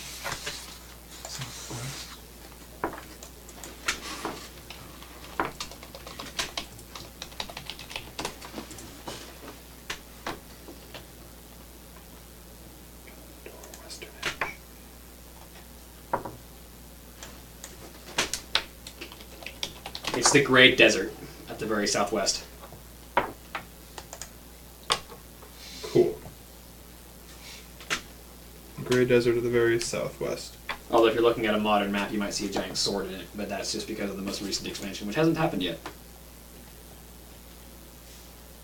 Stop taking me to that map. I don't want to see that map. Okay. So it's also a journey for us. Oh yeah. So it's not like we can check out the one that's closer to us and then do the other one. Yeah, they're both quite a journey.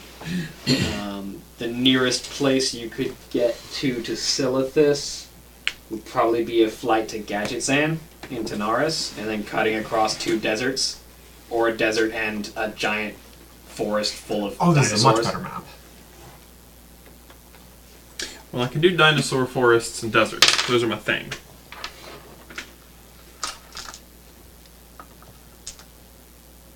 Now, how long of a Zeppelin ride is it to get to Gadgetzan?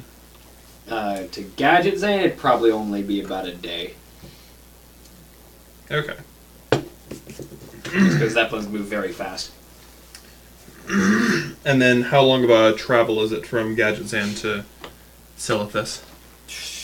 On foot, either way, you're looking at a long travel on foot. From Gadgetzan to Silithus, you're probably looking at about 2 or 3 weeks, depending on how much the terrain slows you down. And then from Undercity to from Undercity or Quel'Thalas to Twilight Highlands, you're probably looking about the same. Okay.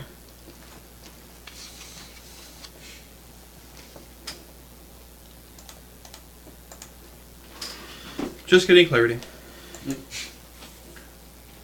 I haven't gone through my method of translating in-game distance to actual time distance because I don't know where you're going yet, and I haven't had internet for the past week. So, question. While they're doing that, are there any areas around here that would be suitable caverns or undercity things aside from the Shadowlands? Aside from the Cleft of Shadows. Yeah.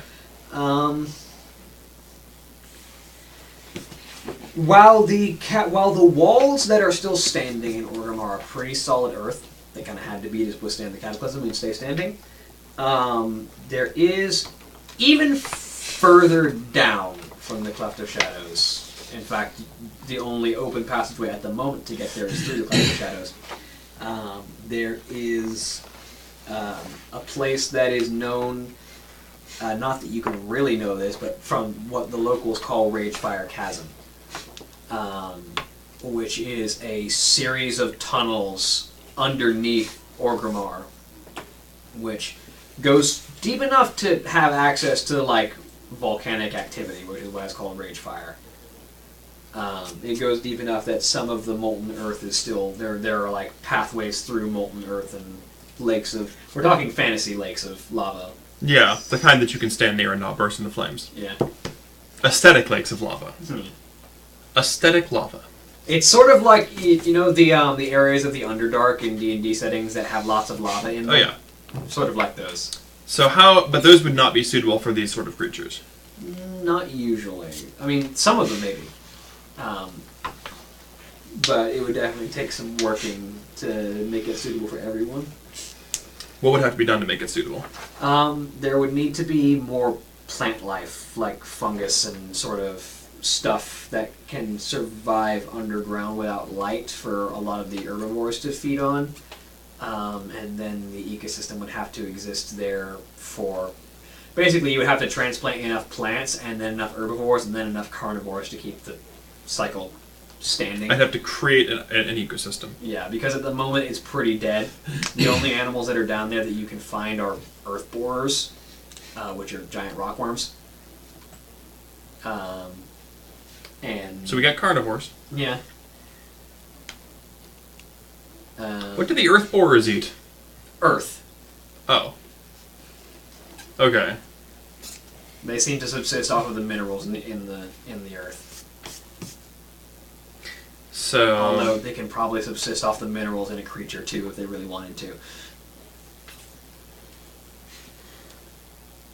So I would have to find plants that would exist well in the hot terrain. Without light, yeah. Without light. Well, without UV light, I should say. Yeah. Do I know of any plants that would do that well? Roll me a nature check.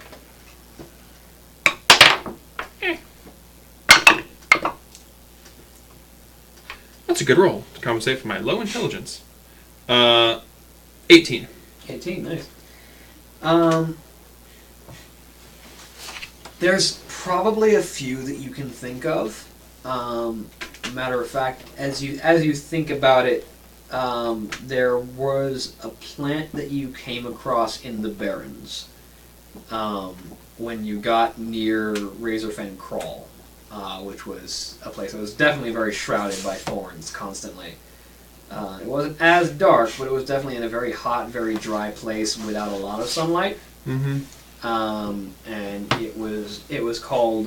You don't remember what it was called because you didn't pick up a name, but it was. Names don't matter to me anyway. It was a sort of kind of a lichen or more of a moss. Or... Yeah, it was sort of a burnt moss kind of. It had this texture like burnt wood, but it was definitely a moss, and it sort of grew across darker areas. And sort of seemed to feed off of nutrients in the warmer earth that it could get based off of the way that the soil was heated. It was an interesting interaction.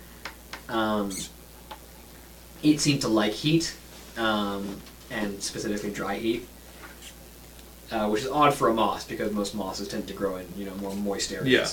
Speaking of moisture, is there any water down there in those in caverns? where the lava's at? Yeah. Not so much.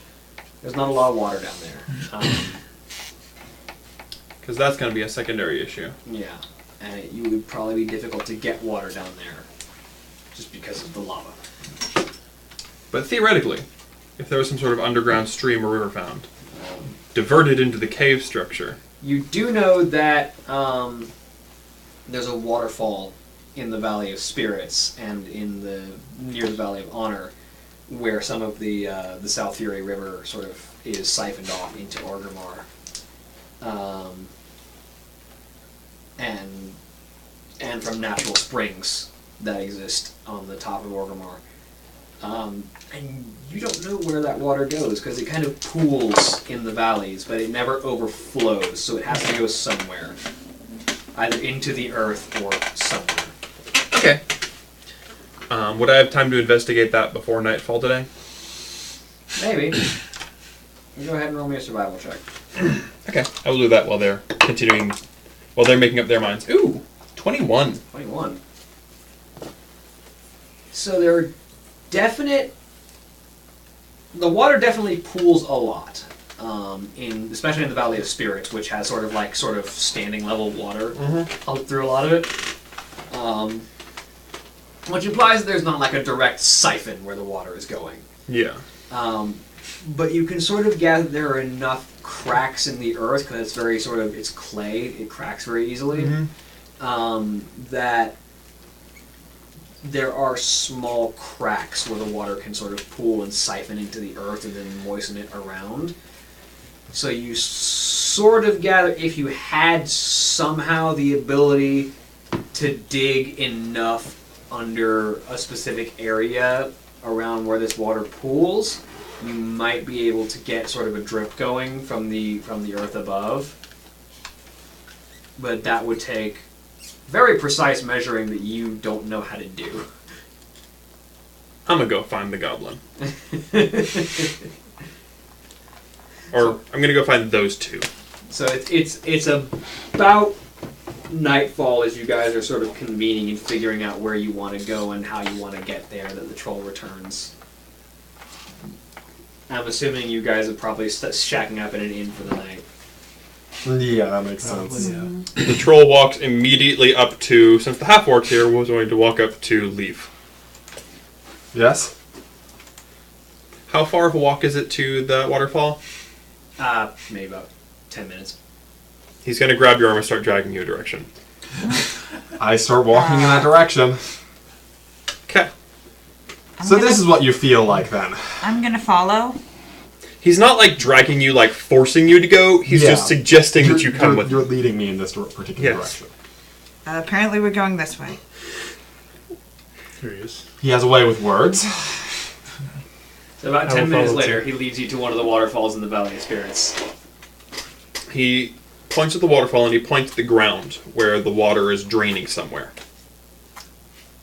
The water flowing. He's going to go over to... Is there any sort of natural, like, even little divots or caves around here? There's a few, yeah. He's going to go over to one. He's going to point at the ceiling and he's going to mimic water dripping from the ceiling. So the water's flowing into a cave? He's going to look at you oddly. It should flow into a cave. It He's will going flow to nod. into a He's cave. going to nod. You want to make it. Which cave? Which cave are we blowing up? Actually, no. You didn't get Josh, so you don't want it blown up. All right, what am I doing? Leaf knows what's up. He's going to look at Sneckfriend, and Sneckfriend is going to curl his wings up and coil up on the ground in the cave. The troll goes over and pushes some rocks, and they fall, and the snake flees and looks around, being all confused, before rolling over and panting for water.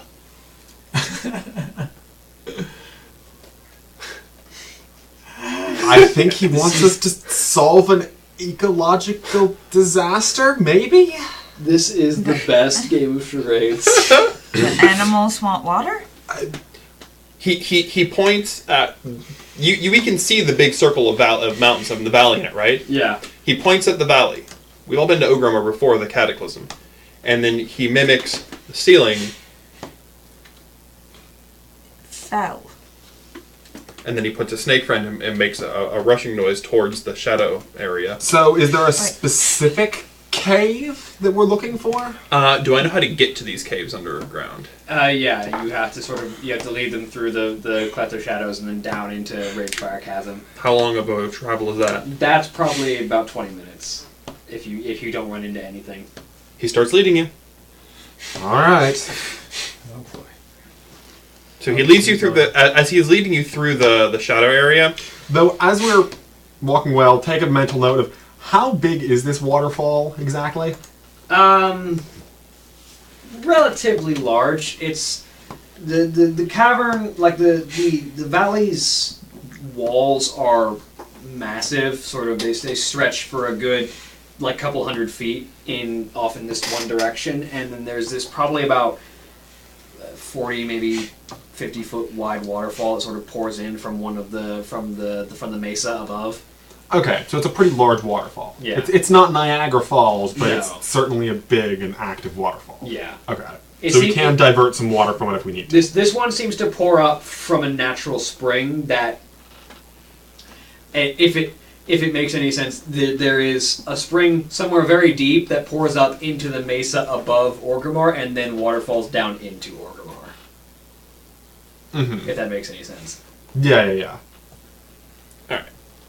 So as he's leading you through the Shadow City area, he's pointing out all the rodents and the little animals and then pointing at the valley.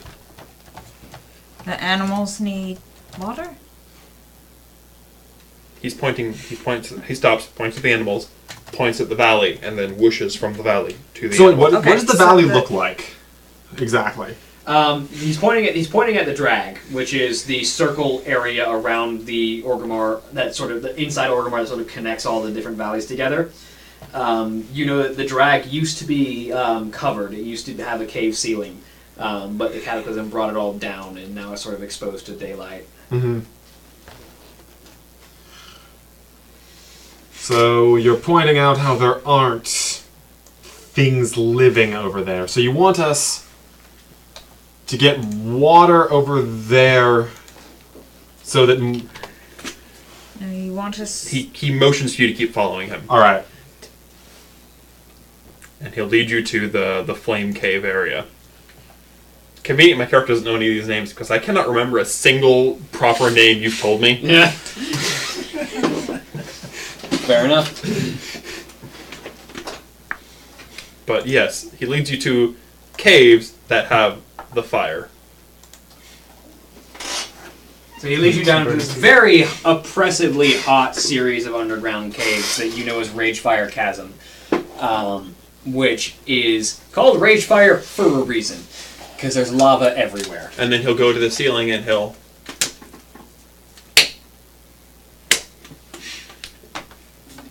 Water. So you want water here? Okay, you want us to get the water from the waterfall to here. For I'm the guessing you animals? don't want a small amount. He shrugs. So the animals can live and drink. Okay. Terraforming a cave system, sure, why not?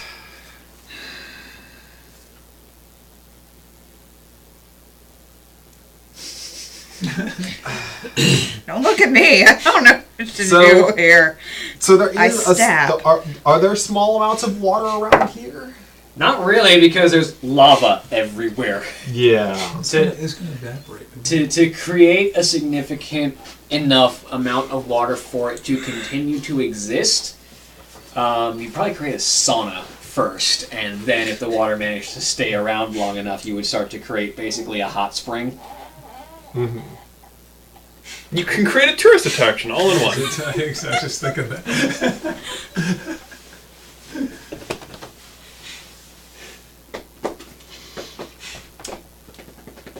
because...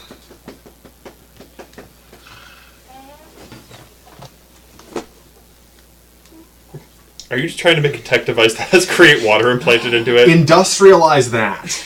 Yeah, we can. Problem is, the material component of a drop of water. So it does need water to fuel it a little bit. But then, as far as powering it, we can try to use geothermal power. There's enough lava laying around that we can use that to try to power the machine. Steam power, right there.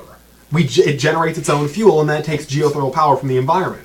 So we need to bring in like a bucket of water, probably, but then we can condense what we need back into the machine. I thought I was done with school. The troll stares at you, and then nods. So we're gonna spend the night building a thing, huh? So you want to build a device whose only purpose is cast, create water. Yes. I guess. And then you're gonna run it on thermal. It's going to power itself with steam power from the heat. Can I just say that this is exactly why Tinkers should exist? In every setting. It'll probably be slow, but No, it could. it's 10 gallons at a time per cast, and then whatever the time function you decide for this would be, I imagine it wouldn't be an action. No. But I mean, that could slowly build up a basin. Oh, I mean, We How probably much have to would it like cost? bring buckets of water in here But for I mean, the first little yeah, bit, we can because build, yeah. One of you two roll me an Arcana check. Even 10 gallons of water an hour. When you talk, we're not talking about large creatures subsisting on it. yeah. 9. Want me to try? I almost Perfectly reasonable. Want me to try? I almost ended up 13. And, I mean, 17. Oh, 18. So the problem with this, and the reason that people don't typically make machines that are designed to consistently cast a spell, is that every time it attempts to cast the spell, the machine might malfunction. Yeah, it has to do malfunction stuff. So if you make, while it is certainly possible, you're basically running on a timer at that point. Eventually it'll explode. Because magic is not meant to be channeled constantly. There are very few places in the world where magic can just constantly be active. Aren't we near, isn't this like near the shadow magic warlock demon land? Yeah, that's where the warlocks practice their magic, and it's sort of affected by it. You don't want to bring fell magic into this. Yeah, no, I don't. You don't need to tell me that. But also, like, there's a difference between magic sort of being in the air and being channeled, and one spell being used repeatedly over and over, and by a device at that. Technomagic is still sort of infantile. There's a difference between a magic device and a technomagic device. So, like, basically, as it keeps casting the spell for, like, the 20th time, it would just kind of run out of magical juice, essentially? It might just malfunction at some malfunction. point. Or you just mean the fact that every 10 gallons is a 5% chance of blowing up. Of blowing Exactly. up. Yeah. Which, in this case, running on geothermal power would probably be blowing up and releasing lava into the cave. Yeah. At the very least, it would have to have at least daily maintenance, at which point, Yeah. At But- which point someone is standing around maintaining the thing. yeah, but daily maintenance by a technomage, specifically, Yeah. which are not common. Yeah. So is there a section of this cave that's underneath where that waterfall is? Not directly. You'd have to do a bit of digging. Or blasting. We don't have the explosives for blasting. Well, we could do it. I still have A keg of black powder. a barrel of gunpowder. I don't know if that would be enough for any. I mean, the only thing I have is a 15 random bottle of pounds. noggin fogger elixir, whatever the heck that does. It does lots of things. No. I'm sure it does. Because we met noggin fogger in that Yeah, one little, right. in The one time you were in Gadgetan? Tanaris, in Gadgetan. Yeah. And I have noggin fogger elixir, and I have no idea what it does, and I don't know if I want to It figure does out. lots of things. Actually, It I'm just depends sure on which one it does. wants to do at the time. I'm sure it does. I have a potion and a magic book that I haven't had checked out yet.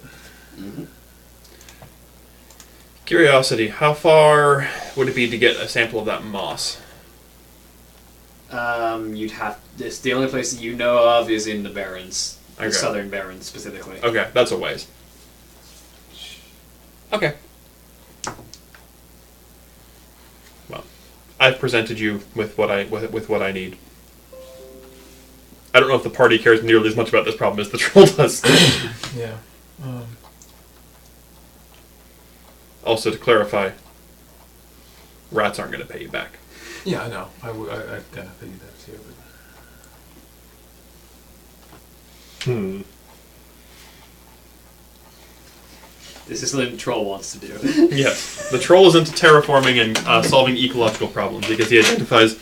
He finds that the ecological problems of several species of animals surviving are more important than the political problems of a group of sentient beings that, despite the fact that they can talk, can't seem to get along. what can I estimate how far is the data tunnel?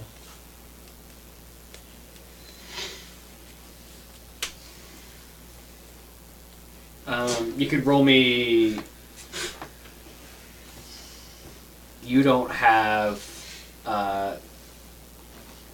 You don't have the architecture trade skill, do you? Architecture, no. I said engineering, but actually, what do I have as engineering anyway? That's something I got to add on here. Engineering would use. It'd be in your tool proficiencies. Oh, okay. Down that big box at the bottom. Oh, down here. Yeah. Oh, proficiencies. That was my tab. Okay. I gotta put all my tools and stuff in there.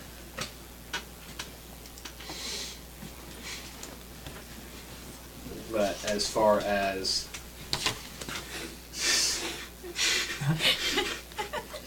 that just happened. She said she was cold. I gave her a blanket. Hello. Where is the end of this? Thank you. Other way. There are Right. multiple ends to this thing. Yeah, it's got 4 of them. Choose one and keep going. That way. But you probably need either mining or architecture to try Yeah, and figure right. out. Right. Are there any kobolds in the area? No. Where's Sapphire when you need her?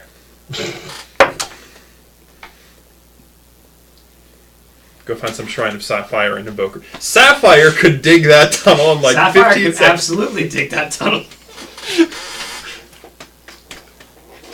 Cast a couple magic spells, just like... Sapphire would just be like, "Oh, I see what you need. There it is." Yeah. Or Sapphire could just look at the water and be like, look at the lava and be like, "You should be water now." That's what happens when you have a 20th level wizard who focuses on utility spells. I wish that lava was water. Boom. Okay. So we've got a mathematical and architectural conundrum. The troll, seeing this done, figures that it's bedtime Yeah. and heads back to the We inn. could probably need to go back and think about it maybe. So the troll has given you a conundrum, and you've got a couple of other paths to pursue that actually have potential of getting you paid or rewarded. Precisely. yeah, that. Yeah. The troll has no idea, has no conception in his head that this is going to be solved immediately. This is a long-term problem. Right. Okay. That's fine. Like, the next time we happen to be in a desert area and I find the moss, I'll gather some, but I'm not going to go, like, run a week off into Durotar to grab it while we've got other things to do. All right. You know, If we there's- happen to find any crazy magical artifacts of water summoning, In your quest Right. journal, you just got this one side quest that's going to sit there for eons. Okay. We Right, need to I'm find the going orb to of bed. tsunami. or if we find like a portal gun or something, you know, Or the portal in waterfall, portal in cave. or the orb of tsunami. That was a Shaolin Showdown reference, wasn't it? Mhm. Yeah. That's why it sounded familiar. Or Konami. Yes. Tsunami. All right, so you guys get a long rest. You guys take a night. It costs you like, I want to say expenses for a 5 copper? Like 5 Assuming we had a meal. So wait, hold on. meals and 10, lodging. 15, Yeah, 20, it's 25. like modest lodging is about 5 silver. Okay. So that's that's what? for the room. 1, 2, 3. I'll pay the 3 gold that we need for that. For what? Okay. Oh. Wait, where are we currently? Orgrimmar. Wouldn't she just be at her parents' house? I mean, yeah, if you want to be at your parents' house. Yeah, no. I didn't realize where we were. No, she'd be at her parents' house. Yeah. So we conclude our business, and you go home. Literal Yes. home. And you can easily spend the evening with your mother and father. Yeah. They are No, that more makes than no happy to put you up for sense the to be night. there. They do not charge 5 silver. They don't charge you anything. They give you food and a bed. And she gets to sleep in her room. The troll is a vagrant and doesn't really care about rooms. Yeah, so I'll knock off 1 gold from that tally. 2 gold pieces. Cool. I think the troll had an open invitation to sleep on the orphanage floor. Generally, yeah, Oh yeah. Yeah, so. because you were originally from the orphanage in Orgrimmar. Well, when I was a teenager. Yeah. I'm originally from the jungles, and you don't have to pay silver to sleep on the jungle floor either, but...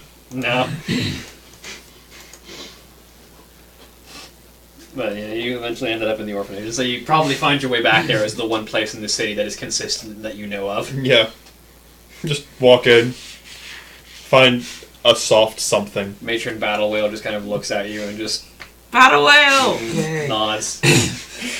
And you introduce her to Snake Friend. She's probably... we've probably been through Ogrimmar at least a couple just like times. The last year, yeah, Yeah. sure. Snake Frog has wings this time. And Battle I was Whale always gives a strange an child. awooga of approval. Oh man. She is definitively a battle whale. She is an armored whale with a lance that rolls down the hills at her enemies. No, With a lance. She is an an elderly orc orc woman who has had enough of your garbage.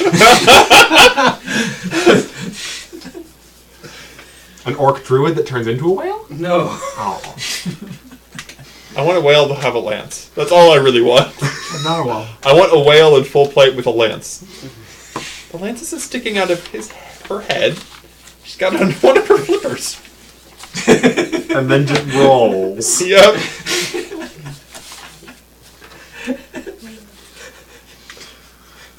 Something tells me you could actually build this in 3.5, and something tells me it would do stupid, stupid, stupid things to people. I don't know. There's not actually a mechanical way to make whales viable in combat in 3.5. But if there is A fly one, spell. you would find it, I'm sure.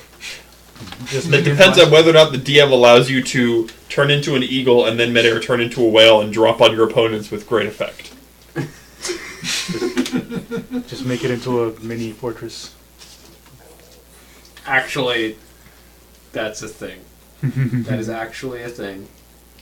They used it with giant turtles, but it was a thing. No, you just have to be like a really, really big zombie whale. You're like a really, really big skeleton whale, and then you just kind of float around as a submarine for your team. Regardless, I fall asleep. Okay. Yeah. Everyone gets a night's rest. What are you doing in the morning? Alright. In the morning. This has been the most glorious first day for the Soaring Fang. A glorious day of sidetracking. I reconvene with the group. Alright. So, Arathi Highlands or Silithus? Oh, the Highlands. You know my vote. I think we go to the Highlands. Alright. I Seems suppose to the be Highlands it is. More things to do out there. Eventually. Troll, do you have a vote?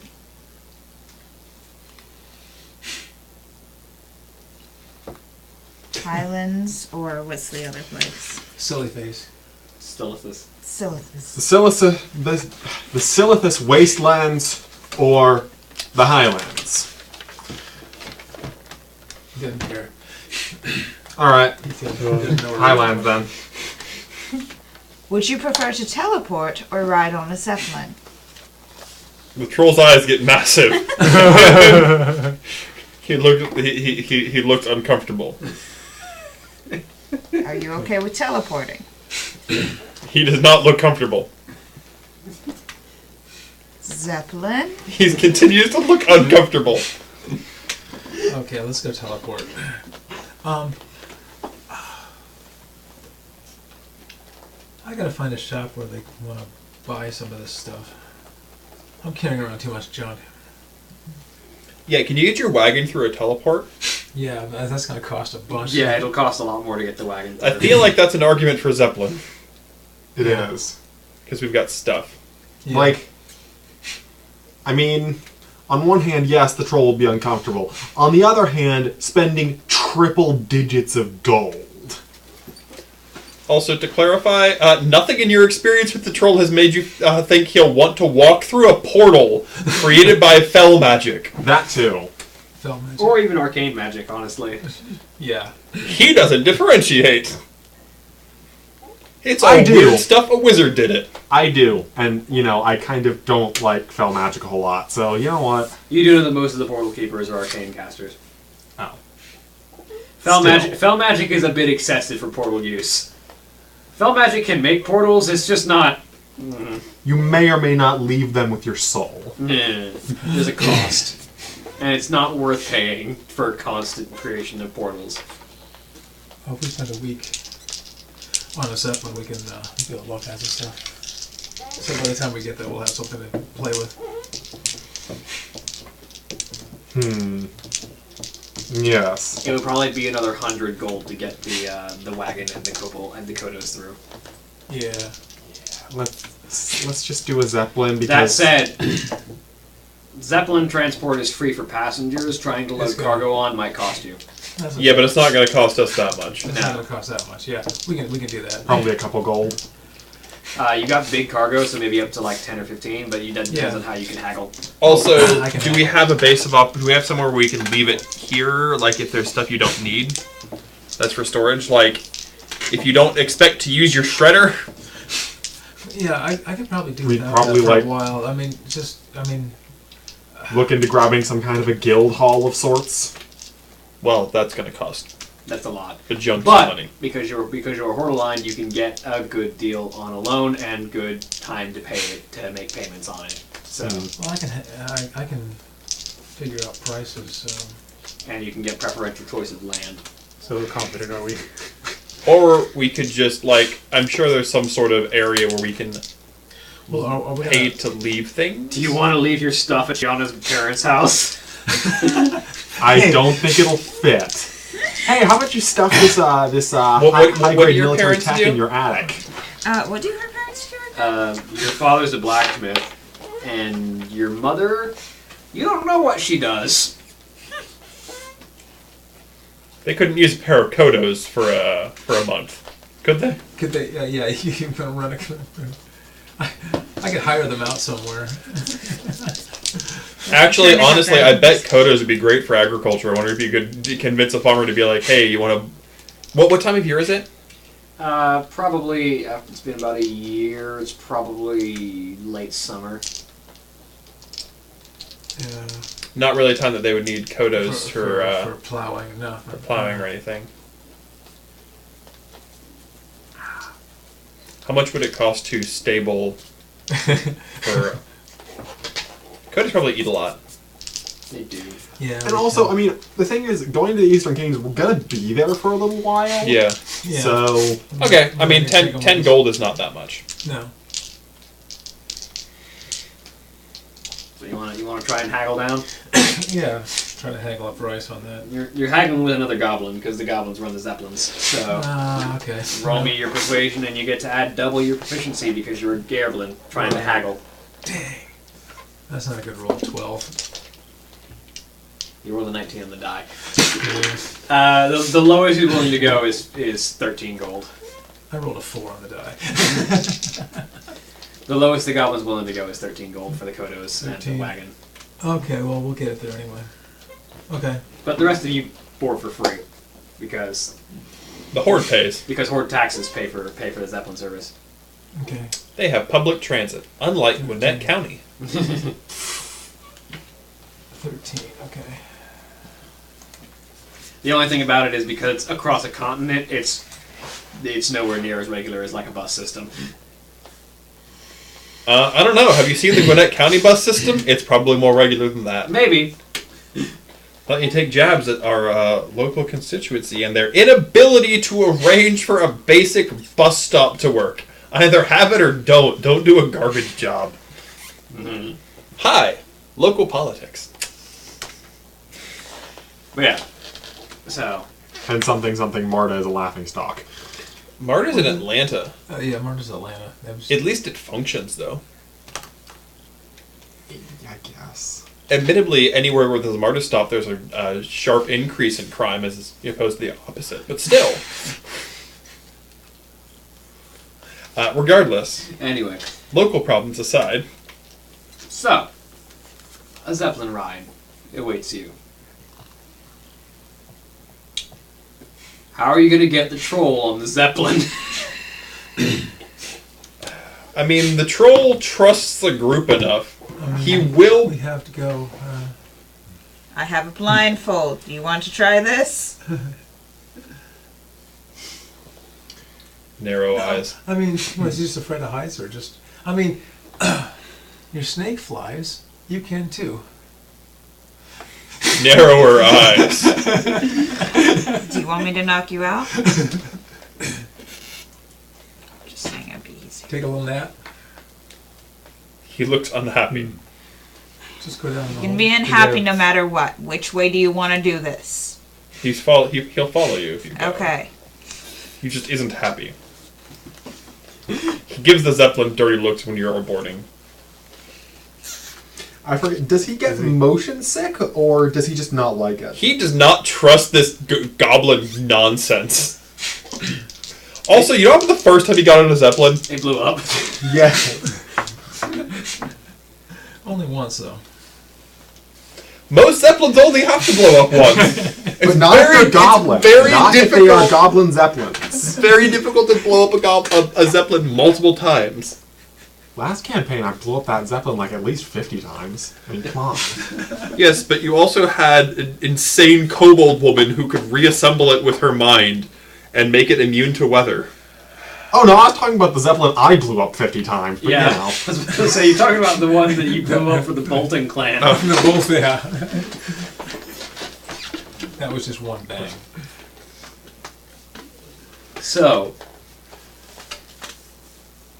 The troll will spend the entirety below deck unhappy. Are there any animals on this thing? Aside from the Kodos? Yeah. Probably not. Let me see who you're on. Are there any maybe rats or bills? You know, something that stows away. Let me see who you're boarding with. Local birds. So among the other passengers, there are an orc shaman, female, sort of long black hair and this sort of dusty red and orange robe, with sort of the skull of a large raptor creature on her left shoulder, and a pair of axes on her belt. And in a group with her is a orc hunter, who is not green. He is brown of skin, with sort of these long black braids that reach down to his chest, and a long rifle over his shoulder. But with him, he has a pair of wolves. I'm going to talk to the wolves. You talk to the wolves, and they are slightly uncomfortable being on a Zeppelin, but their packmate has had to do it regularly enough that they go with him and don't question it, and they haven't fallen off yet or been blown up yet. I regale my story of having a Zeppelin blown up to them. Does not make them more comfortable.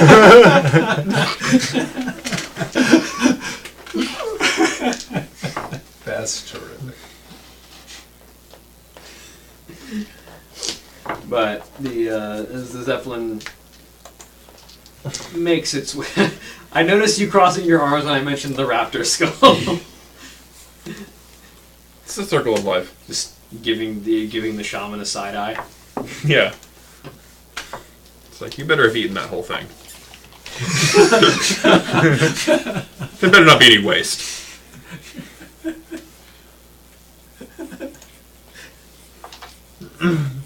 What would you do if I just had an orc skull on my shoulder? Probably be nothing. Exactly. I mean, like, I yeah. mean, he would have eaten the whole thing if you had a skull Exactly. on your shoulder, so. Exactly. I would eat the whole orc and make use of the whole orc and eat you to make use of the whole raptor. That's all I request. If you eat me, my ghost will haunt you. Can I eat the ghost? No. Don't worry. If you die, I won't give you a funerary ritual. I will make sure that... Don't you have the... Oh wait, no. That was a different campaign. I'd give it a different character in a different campaign. Tusk mounts that allow them to bite ghosts. That's Nice. I don't bite ghosts. Yeah. I avoid ghosts when possible. Ghosts are freaky and not natural. Wow. Animals know to stay away from them. You sentient people need to stop messing with them. Yeah, I kind of agree with that. You know when you sentient people have this thing called fear? Yeah, listen to it. The animals do. Mm-hmm. Oh, hey, Zeppelin. Yeah. I do keep very close track of what's going on with the Zeppelin as we're flying. I need to roll a thing. And I'm willing to offer up any help that I can offer in repairing this. Okay. Then... Oh shit.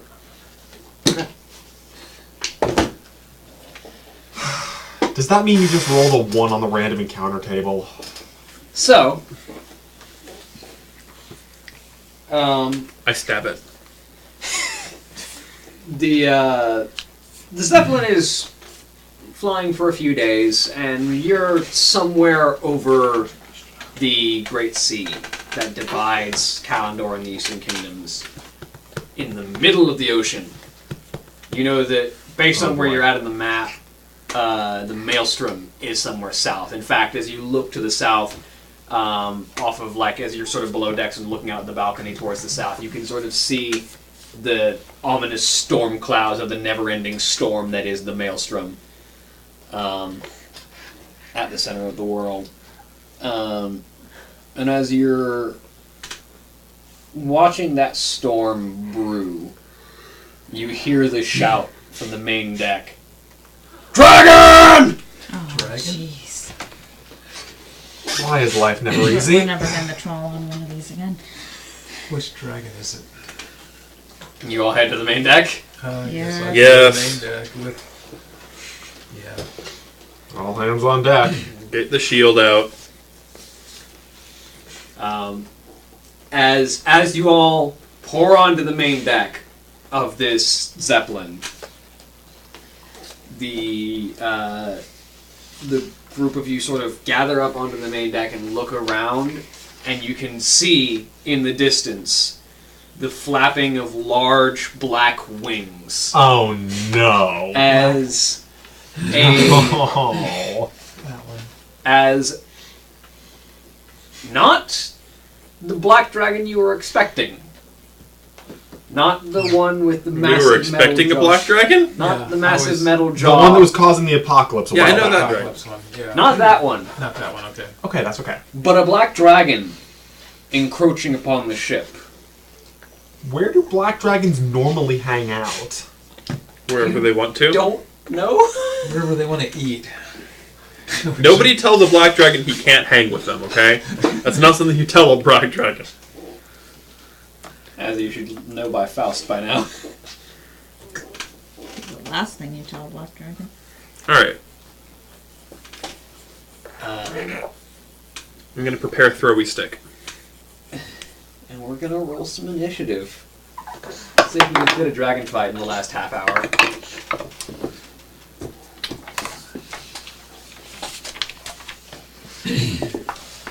Throwy stick, throwy stick, ever dependable throwy stick.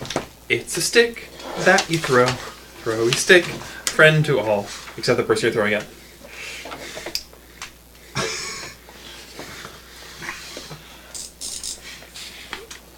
Watch out, here comes the throwing stick.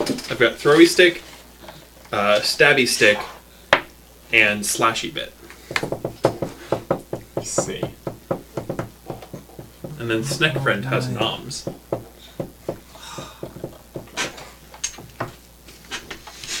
Snake friend better stay back a little bit. What do you mean stay back? Snack Friend can fly. Snack Friend can attack the dragon on the dragon's territory. But do you really want to do that? 25 to 20. Oh, 20.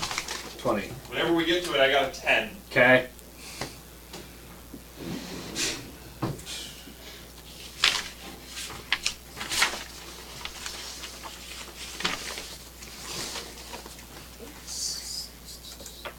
Whenever we get to it, I'm going last. Of course. Possibly. 17 if it matters. Okay. 20 to 15. You got 17. Yeah. It would be reasonably impressive to get lower than me. So, you know. 15 to 10. He got a 10. You got a so- 10.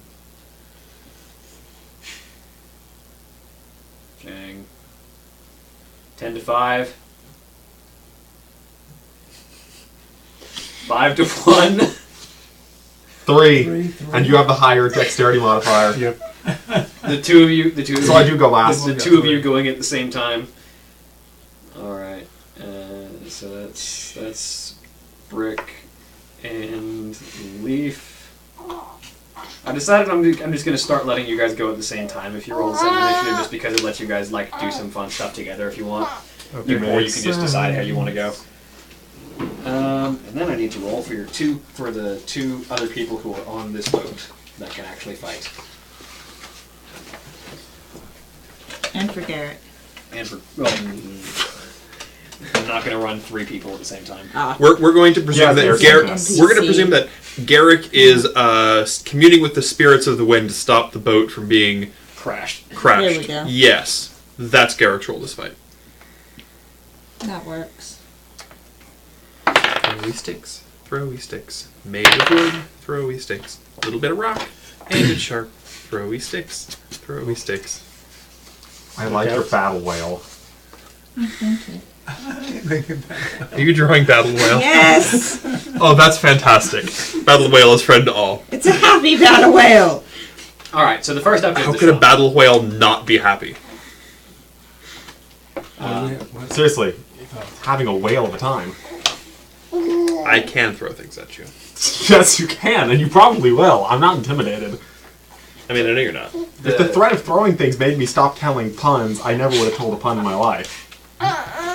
So the shaman looks over at her companion and kind of raises her hand, and this sort of drop of blood as she clenches her fist as she casts a spell at the other orc, and you see he sort of stands up a little straighter as his muscles seem to flex as he pulls his gun and takes expeditious aim, and then it's the dragon's turn.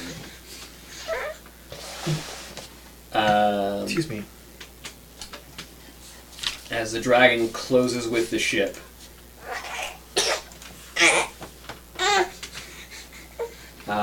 It sort of dives for a second and disappears below the slope, the deck of the ship, and then rises up, shooting up directly in front of the group of you as its wings spread wide, and it roars, "Bow before Varixian!"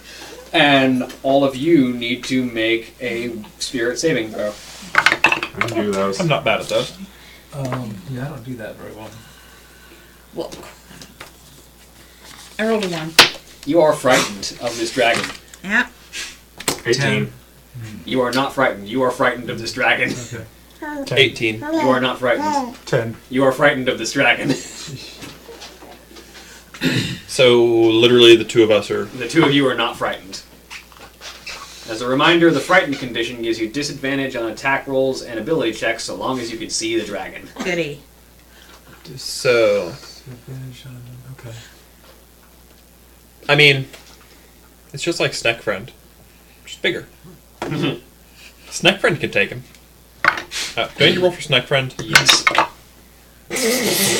Snack Friend laughs at the puny dragon with his 20. Nice. And then with the rest of its attack is going to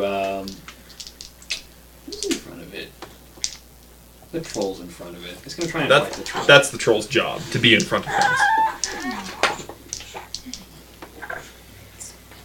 Does a 15 hit you? No. Okay. So its teeth lunge down towards you and chomp down just on the air where you were as you roll to the side. And frustrated, one of its claws swipes around at the side of you. That's better. 28 hits you, I'm assuming. Yeah, this isn't 3-5. That will be 10 points of slashing damage. Oh. Oh, the humanity. The pain. Your armor resistance to slashing damage. Pardon? Oh, yeah. You take 5. Yeah. And it's not magical, right? No, it's just claws. Cool. And then its second claw attack is going to come at Shiona.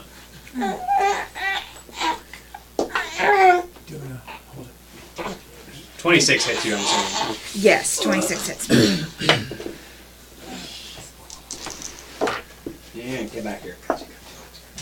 That will also be 10 points of slashing damage. I rolled the exact same total. Would you like to use your reaction to uncanny dodge? And take half the damage. Yes, I would. So you take 5 damage. And that will be the dragon's turn, which brings it to you, Shiona. You are frightened. I'm frightened and I stab. I don't do range things. I mean, it's in your face. Yeah, Just it's in my just said face? upon us. Oh. You Right. cannot willingly move closer to it, but you're already there. Okay, then I will. With disadvantage. Yes, with disadvantage. Unless you move around it to flank.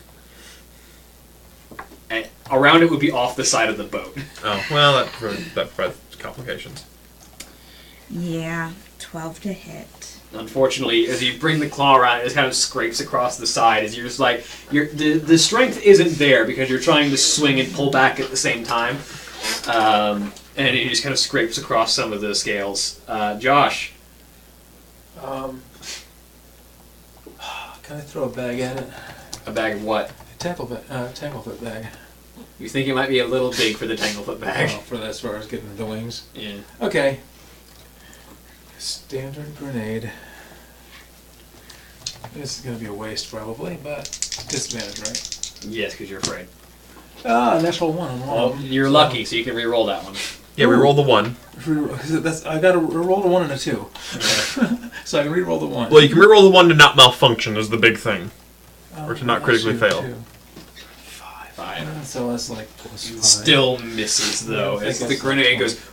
As you're like, eh, eh, eh! I just throw it out Oh, the side. wind! I just- Wind's a thing! I just throw it out the side. And it just goes away down off the I side. can imagine, like, I knew it was we're gonna be a heading waste. towards it, and so you throw the grenade, and it goes... And it goes zoom, away. Air resistance! Which then brings it to Jarek. So the brown-skinned orc kind of brings up his rifle and just fires twice. With actually 3 times because he's hasted. First shot will hit, which will be a D12. I need to track damages. You will do. I have a question, by the Yes. way, about the positioning of the dragon. If the dragon was to, say, become paralyzed, would it fall into the ocean? Yeah. Cool. Just checking. for a friend. Who is a snake? I kind of really wish I had Hold Monster. Their wife.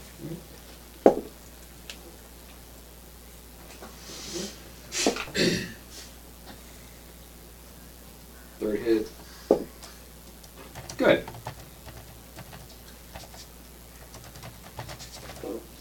As the orc fires 3 shots in rapid succession and gives the signal for the 2 wolves to sort of harrow at it. Neither of them are. Let's see if they can. Not quite. Neither of the wolves are able to quite make a mark, but they are harassing the dragon for the orc. Okay. Jagatal.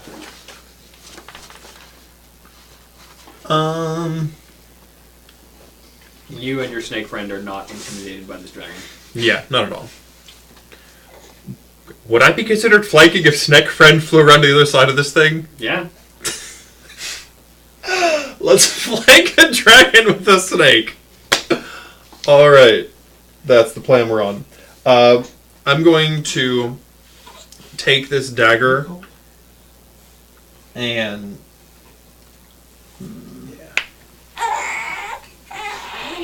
Yourself. You just don't like being sitting down there. Actually, let's go ahead and use... I'm going to pull my Hunter's Vial out and clap it against the spear. I'm going to use my Wyvern Sting. Alright. And I attack it. Go ahead. Roll me your attack. Does a 23 hit? Yes, a 23 does indeed hit. Could you roll me a spirit check, please? Alright, saving throw. Yeah, a spirit save, whatever. Alright, so this is the Wyvern Sting.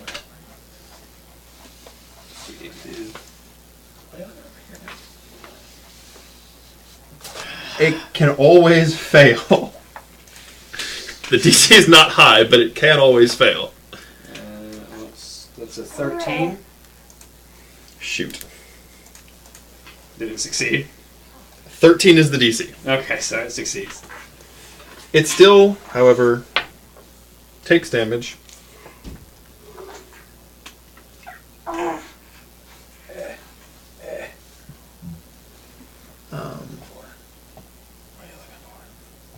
Cool.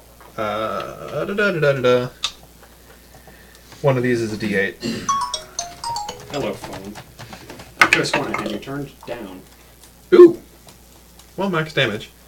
It takes 12 damage There we go. from my spear as I thrust it into the thing. Alright. And then for my second attack, we're going to do a focused attack. Specifically, it's going to be a violent attack. And we're going to... You know what? We're going to blow it all in one. We're going to spend all 3 of my focus points on a massive violent attack. Alright. That's another 23. You hit.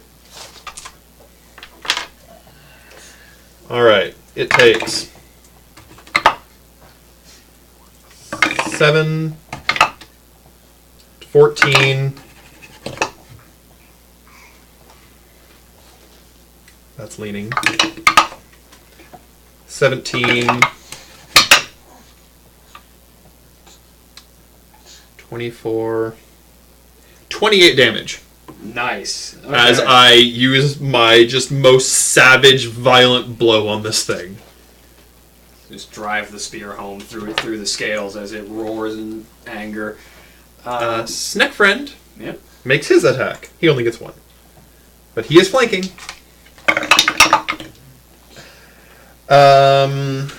Does a 20 hit? Yes. Sweet. Does this thing take poison damage? Yep. Cool. So regular damage is going to be 11 physical damage, piercing. Nice. And then it's also going to take...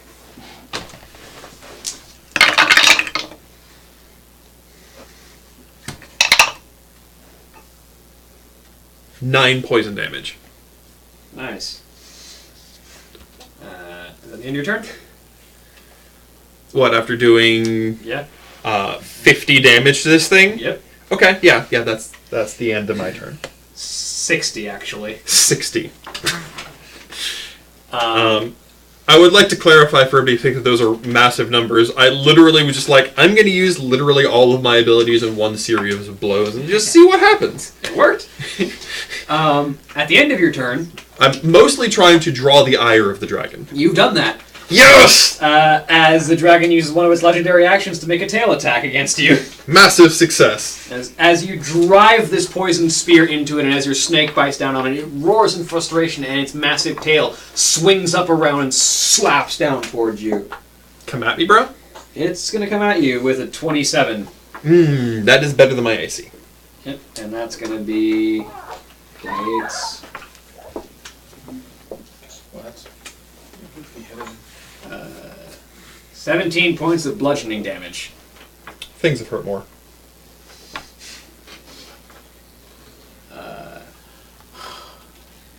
Brick and Leaf, you're up. So, step one.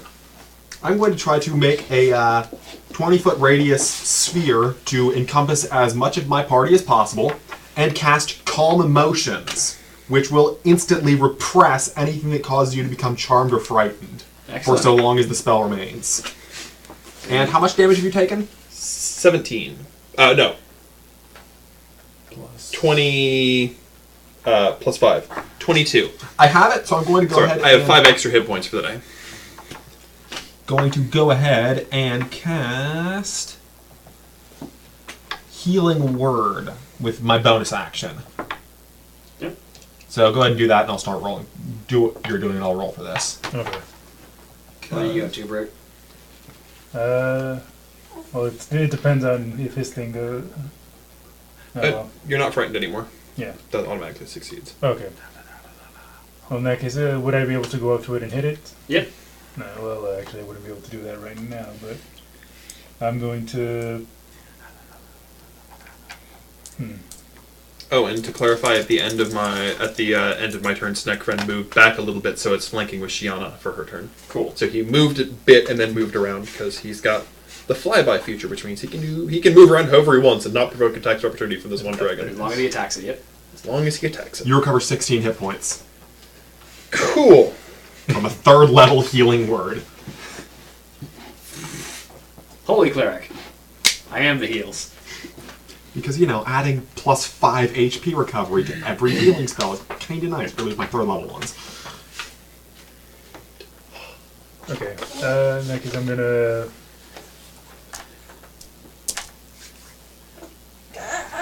What? Okay, I'm gonna go ahead and I know. mark of hardened striking to boost myself up, Alright.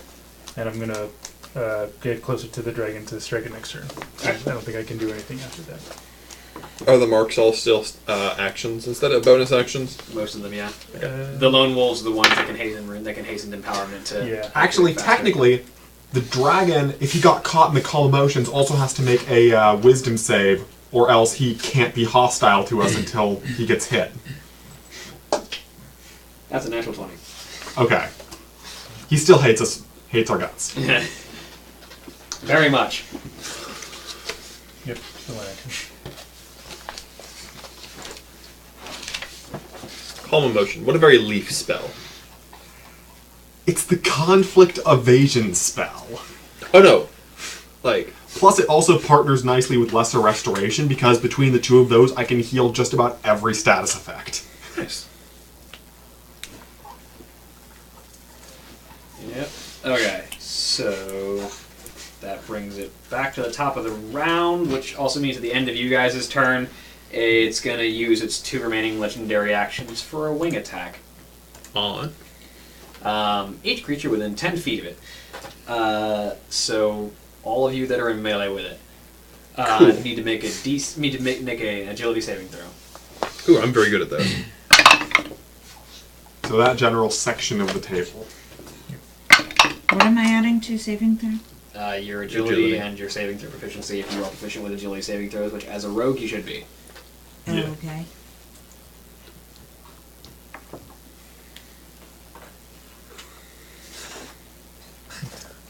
Snack friend is fine.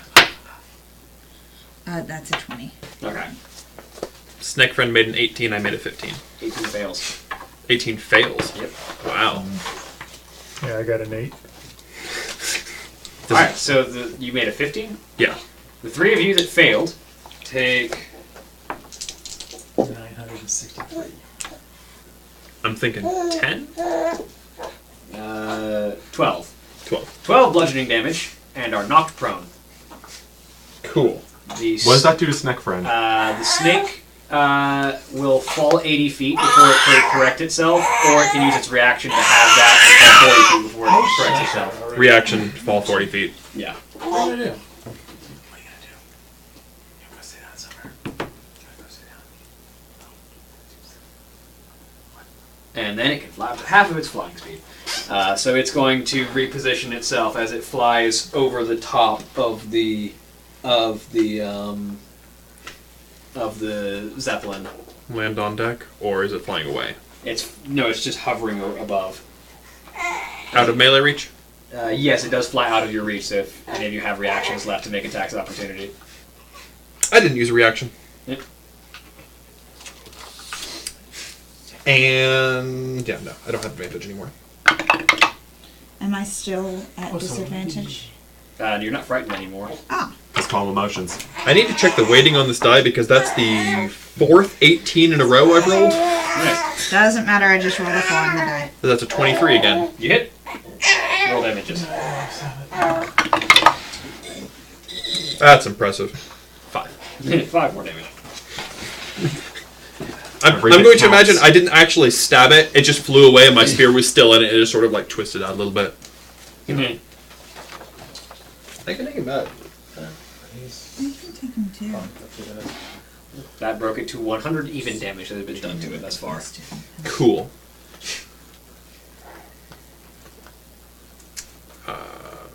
And that brings it back Brings to... it back to the top to the shaman. And she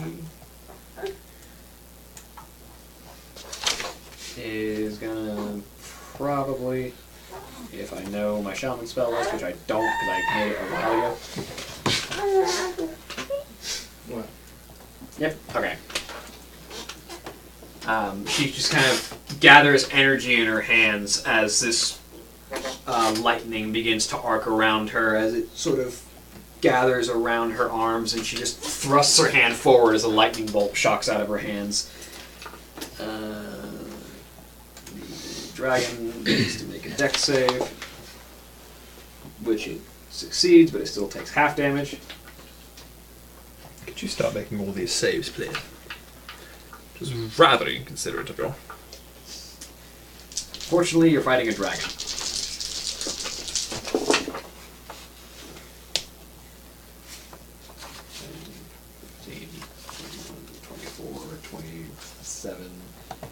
Uh, 31, 34, halved to 17.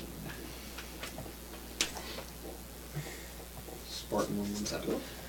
Okay. That's going to be her turn. And back to the dragon. As the dragon... Breath weapon? Face the wrath of the brood of Deathwing! And it leans down and expels this gout of burning magma across the deck. It's a cone. Cones expand out like that. So everyone on deck, make me a dexterity saving throw. I don't like those. Or agility saving throw. That's gonna hurt. It's gonna leave a mark. Thankfully, Snake Friend actually isn't on deck at the moment. Snake Friend is away from the fighting. Damn. Is away from the breath weapon. I can't roll anything over 10.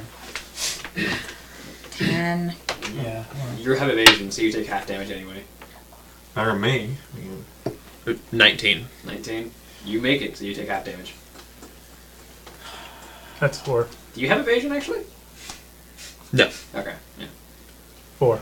You stop. Okay, so you two take half damage. I can take evasion as an option later. Okay. So everyone who failed takes 54 points of fire damage. Everyone who succeeded takes half. Well, and you take half even though you failed because you have vision. So 27. Yes, 27. 54. 54 points of fire damage. Don't you have to write it down? There's just a big old flat 0. Are you unconscious now? I have That's- 49 hit points. That's Nice. Yeah, me too. So everybody who failed is unconscious. Yep. Wow. Fortunately, the shaman succeeded. I mean, I failed, but I That took also half, so I'm means not the unconscious. suppress emotions goes away. So everybody who was feared is now feared again. But it doesn't matter because he's flying, so you don't have to approach him, but you still get disadvantage. So, If the effect ends for it, actually, you are no longer frightened because the effect is not sustaining. what? It doesn't end the effect. It suspends the effect. Does it specifically enhance? Yes, yes it does. Suspense. Hold on. It's that awkward wording they put on protection from evil I and just possession. closed it. Whatever. Calm emotions. Creature felt something. Suppress. Okay, yeah. It suppresses. Because it does specifically say The that. duration is not expired. Okay, yeah. So those of you who are frightened again. That would be her. Yeah. 'Cause, I mean, the rest of you have been knocked unconscious. Which, I mean, you're not frightened anymore because you're unconscious. How's that? See if something about his mouth. So much in it. Well, I I think he get just more. wants something in his mouth. You want to eat or you just want something? So what element was that? He's teething. Fire. No, he's eating. Let me That's get not this. good. Why? His ship is now on fire, yes? Oh. I have a cure for that, but There's a famous thing called the Hindenburg. I don't think a dragon was responsible, but The effects good are mental roughly image. equivalent. I can't. She's got one use of this spell, so that'll come in handy. That's gonna be his turn. Shiana is conscious, but is currently dealing with child. So we're gonna go. Josh, make me a death saving throw. What's the... It's you have just a to get flat over a d20 and you want a 10 or higher. So you've got a 55% chance of Oh, succeeding. 10 or higher. Okay. They are slightly I in can't your roll- favor. Okay. You have a I finally success. got one. I mean, it's about time. That's a success. Okay. Jangatal. I mean, we're at the hucking things at this because it's not low enough to... To stab, yeah, you can throw stuff at it. And if you throw stuff at it, you won't lose it, because if you miss, it just comes right back down. Question. As far as positioning, where would be... Is there a place where I could be standing above my ally? Above people who are down to kind of... Standing over them? Yeah. Yeah, you can do that. I'm going to find the most centralized place that I can draw the dragon's ire. Sneck Friend is going to bite at it first. Okay. Oh wait, I forgot. I have relentless endurance, so I'm not down. You're I'm at just at 1 hit point. You're at 1 hit point. Of course. That's a good thing for the healer to have. Yes. Sneck Friend, do you remember how angry Sneck Friend gets at people? Very angry, apparently. Yeah, Sneck Friend rolled a 20. Nice. Sneck Friend doesn't like it when you So- down party members. You get to critically hit. All of the dice are doubled. Sneck Friend rolls a number of dice. So physical damage is going to be 13, 13, nice. and poison damage is going to be 16. 16, so that's going to be 29. Ow. How healthy? How injured is this dragon looking? It's looking rough. Do I have any gauge on like approximate, like this thing's about to come down, or this thing's still got a lot of fight left in it? It's a dragon, so it always has a lot of fight left in it, but, I mean, it's definitely looking haggard. There, you can see chunks taken out of it. So I'm trying to decide if I should go for a sting that deals more damage, or a sting that might potentially paralyze it for a turn.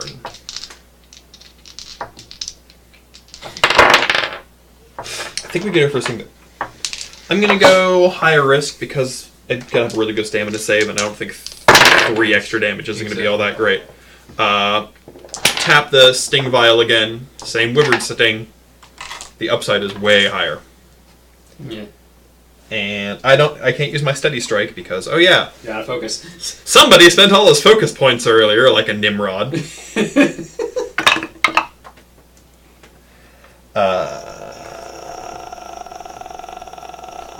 24.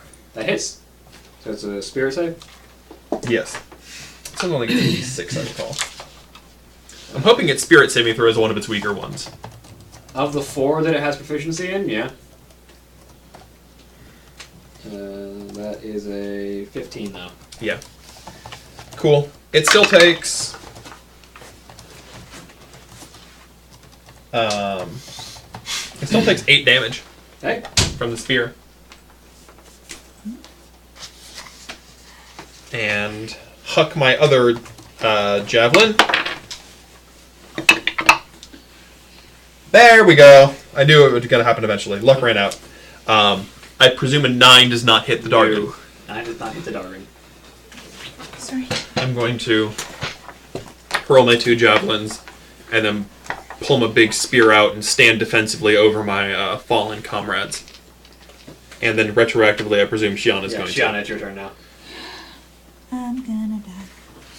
Do you have a ranged attack? She doesn't have any range. I've got throwing darts, but they do literal no damage. Is it flying away? Is it within 30 feet and Snack Friend is adjacent to it? Yeah. So technically you can sneak attack, right? Yeah, you can, if you hit it with a throwing dart, you can sneak attack it, yeah. If you... Well, can I still stab it though? No, it's out of your melee it's range. out. Okay, You then wanna- I guess I'll do throwing dart. Does it 18 hit it? Just barely misses. Oh, I'm not recording well tonight at all.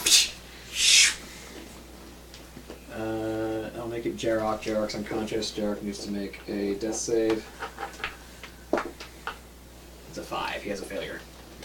Do you have a mass cure spell? Jang. Healing word. Leaf. Brick making a death saving throw. Leaf, go.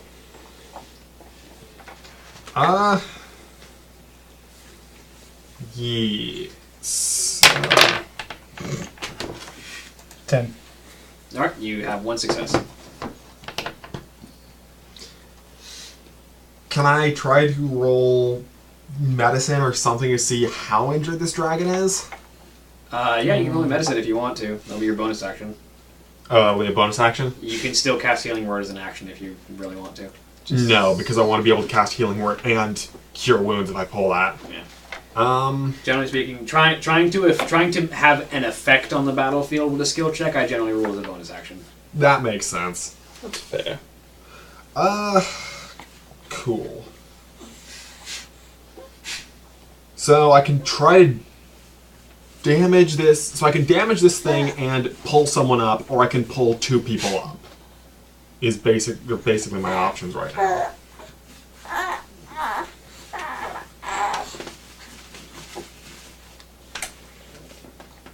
You have a right hand, child. Use your right hand as well.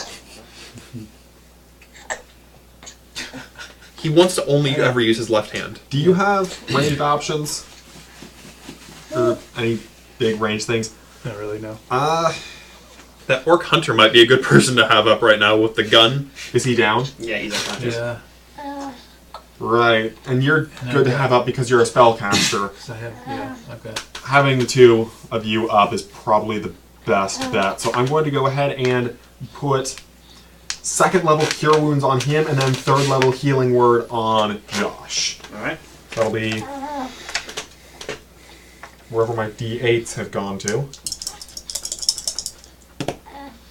9, 10, 11, 12, 15 hit points to To the hunter, and then for you,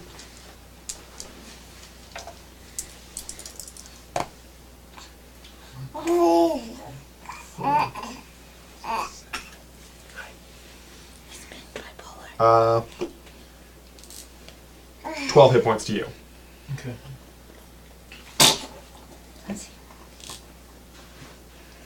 Alright. So at the end of that, back to the top. Ooh, I'm running out of spells quick. She wasn't expecting to have to use this so early, but she will. She pulls up. She reaches. The shaman reaches into her bag at the back of her waist and pulls out a scroll, and unravels it and begins to focus on it and thrusts her hands to the sky, and a storm cloud begins to form overhead. Call lightning. as the cloud forms up above, rain begins to pour down from the sky. Oh, that's useful. Putting out the fire on the boat. As healing rain falls from the sky. That's also nice. And it'll heal each of you when your turn starts. As she concentrates on the spell. That'll be her turn. Verixian is mad and is going to try and hit the shaman. So let's see if she actually manages to concentrate on that. But That's a natural 1. And then claw at the troll. come at me. That's a 16. Misses. And second claw at the troll is a 26. That is. Which is Just a gonna little be bit. 16 slashing damage. So half to 8. Cool. And then it's Shiana's turn. You get 3d6 hit points. Yay! You get 13 hit points back. Yay!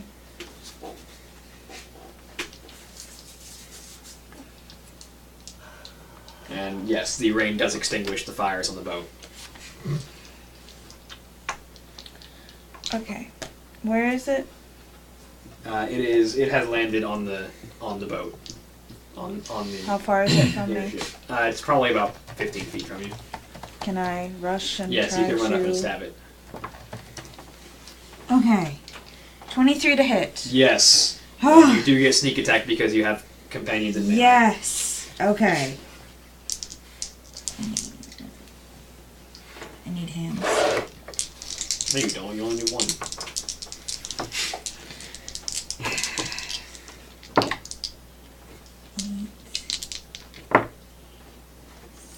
15. Is that with your sneak attack? Oh wait, I'm sorry. I was using backstab. Oh, yeah. No, sorry. No, backstab I'm is the sorry. correct thing. But yeah. How many? I feel like Hold it's on. one more It's die. one per. But yeah. 10 plus 15. Okay, 15. Did you add your ability modifier? The +4? For actually Yeah. hitting with your weapon? That's Okay. one right there. Okay. Yeah. Okay. All right. So that'll be not looking great, but still alive. Josh, you at the start of your turn regain. 16 hit points. Not bad. That was almost max. Okay. All right.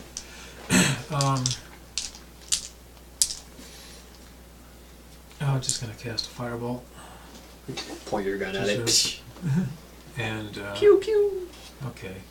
Roll a hit. So it's plus my intelligence Yeah. to hit. D20 plus your intelligence plus your proficiency. Yeah. So, okay. That's a Oh, I natural don't one. I don't have to roll. Oh, yeah, you're roll lucky. one. I can do that again.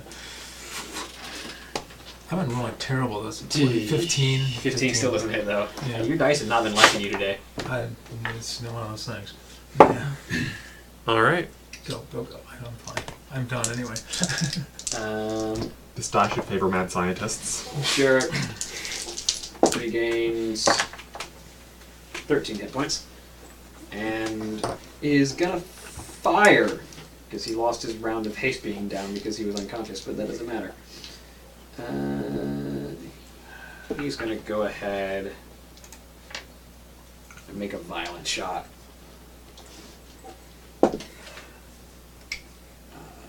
19 hits exactly. So his Good old violent shot. It's a good ability. 14, For all those times where you just need to be violent. 21, Yep. 30. Damn. Yep. Not looking good. It's looking real bad. Jangatal. Okay. I'm going to... Snick, friend, and I are going to flank. Because that's what we do. Yep. Let's go ahead and use my last sting. And we're just going to go for the one that deals extra damage. Scorpion sting. Alright.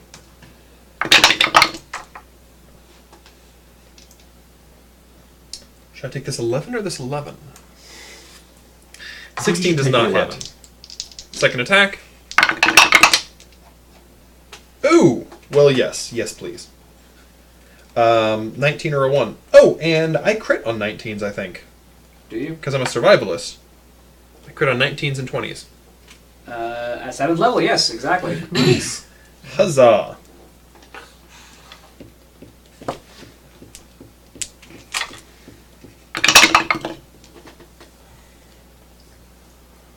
The problem with this die is it has a side. So I'm going to have to stop using that for the moment. That's a D10. Where's my D8? I have a D8. One of you is a D8. It's you. 11 damage. How do you want to do this? Yay! So after completely flubbing the first one, you said it clawed me. Yeah. I want to stab my spear through its claw, and then vault myself into shield smashing it in the face. So as the claw swipes down and digs into the ground of the zeppelin, you drive your spear into it and pin its hand to the deck, and then rushing up across its arm as it's pinned there, bring your shield up and just slam across the side of its head, which is about as big as you are, but still with that force you drive straight into its teeth and knock several of them out as it slams its head across, which puts it in just the right position to slam its head into one of the sharp spikes on the side of the boat, which then drives its head through that spike, and you have a dragon impaled on the boat. I harvest the dragon. One of the goblin crewmen is like, "We need to get this thing off the boat now. It's kind of overweighing us." I'm going to harvest whatever I can as quickly as possible. I cast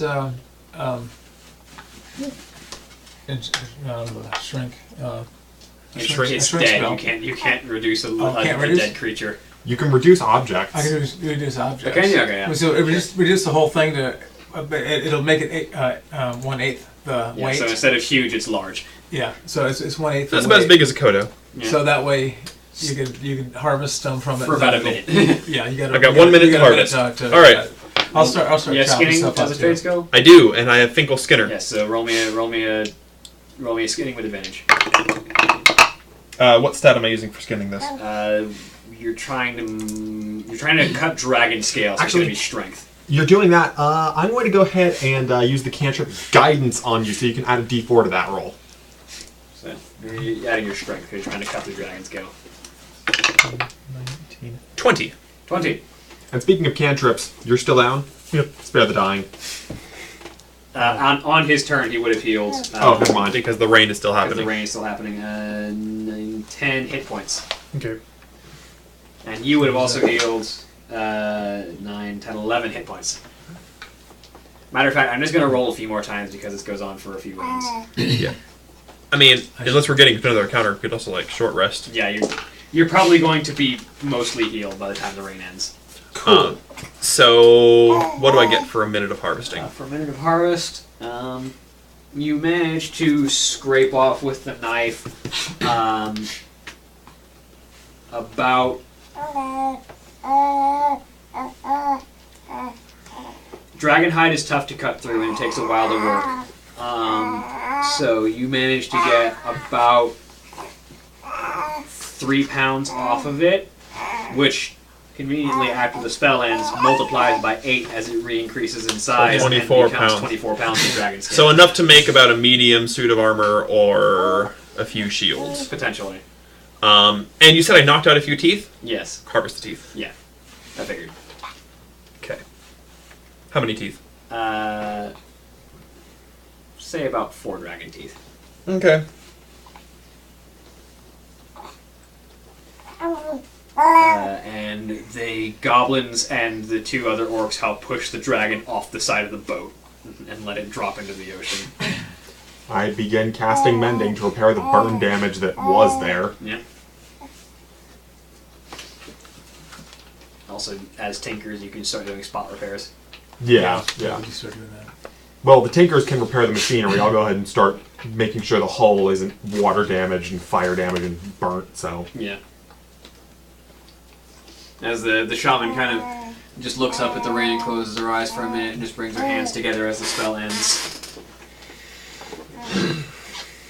we really do have the worst of luck with airships. The troll is going to give you the dirtiest look. And as you all wind down from a dragon fight on an airship, that's where we're going to end for the week. Say goodbye, everybody. Hi, everybody. Farewell. Everybody. Bye. Bye.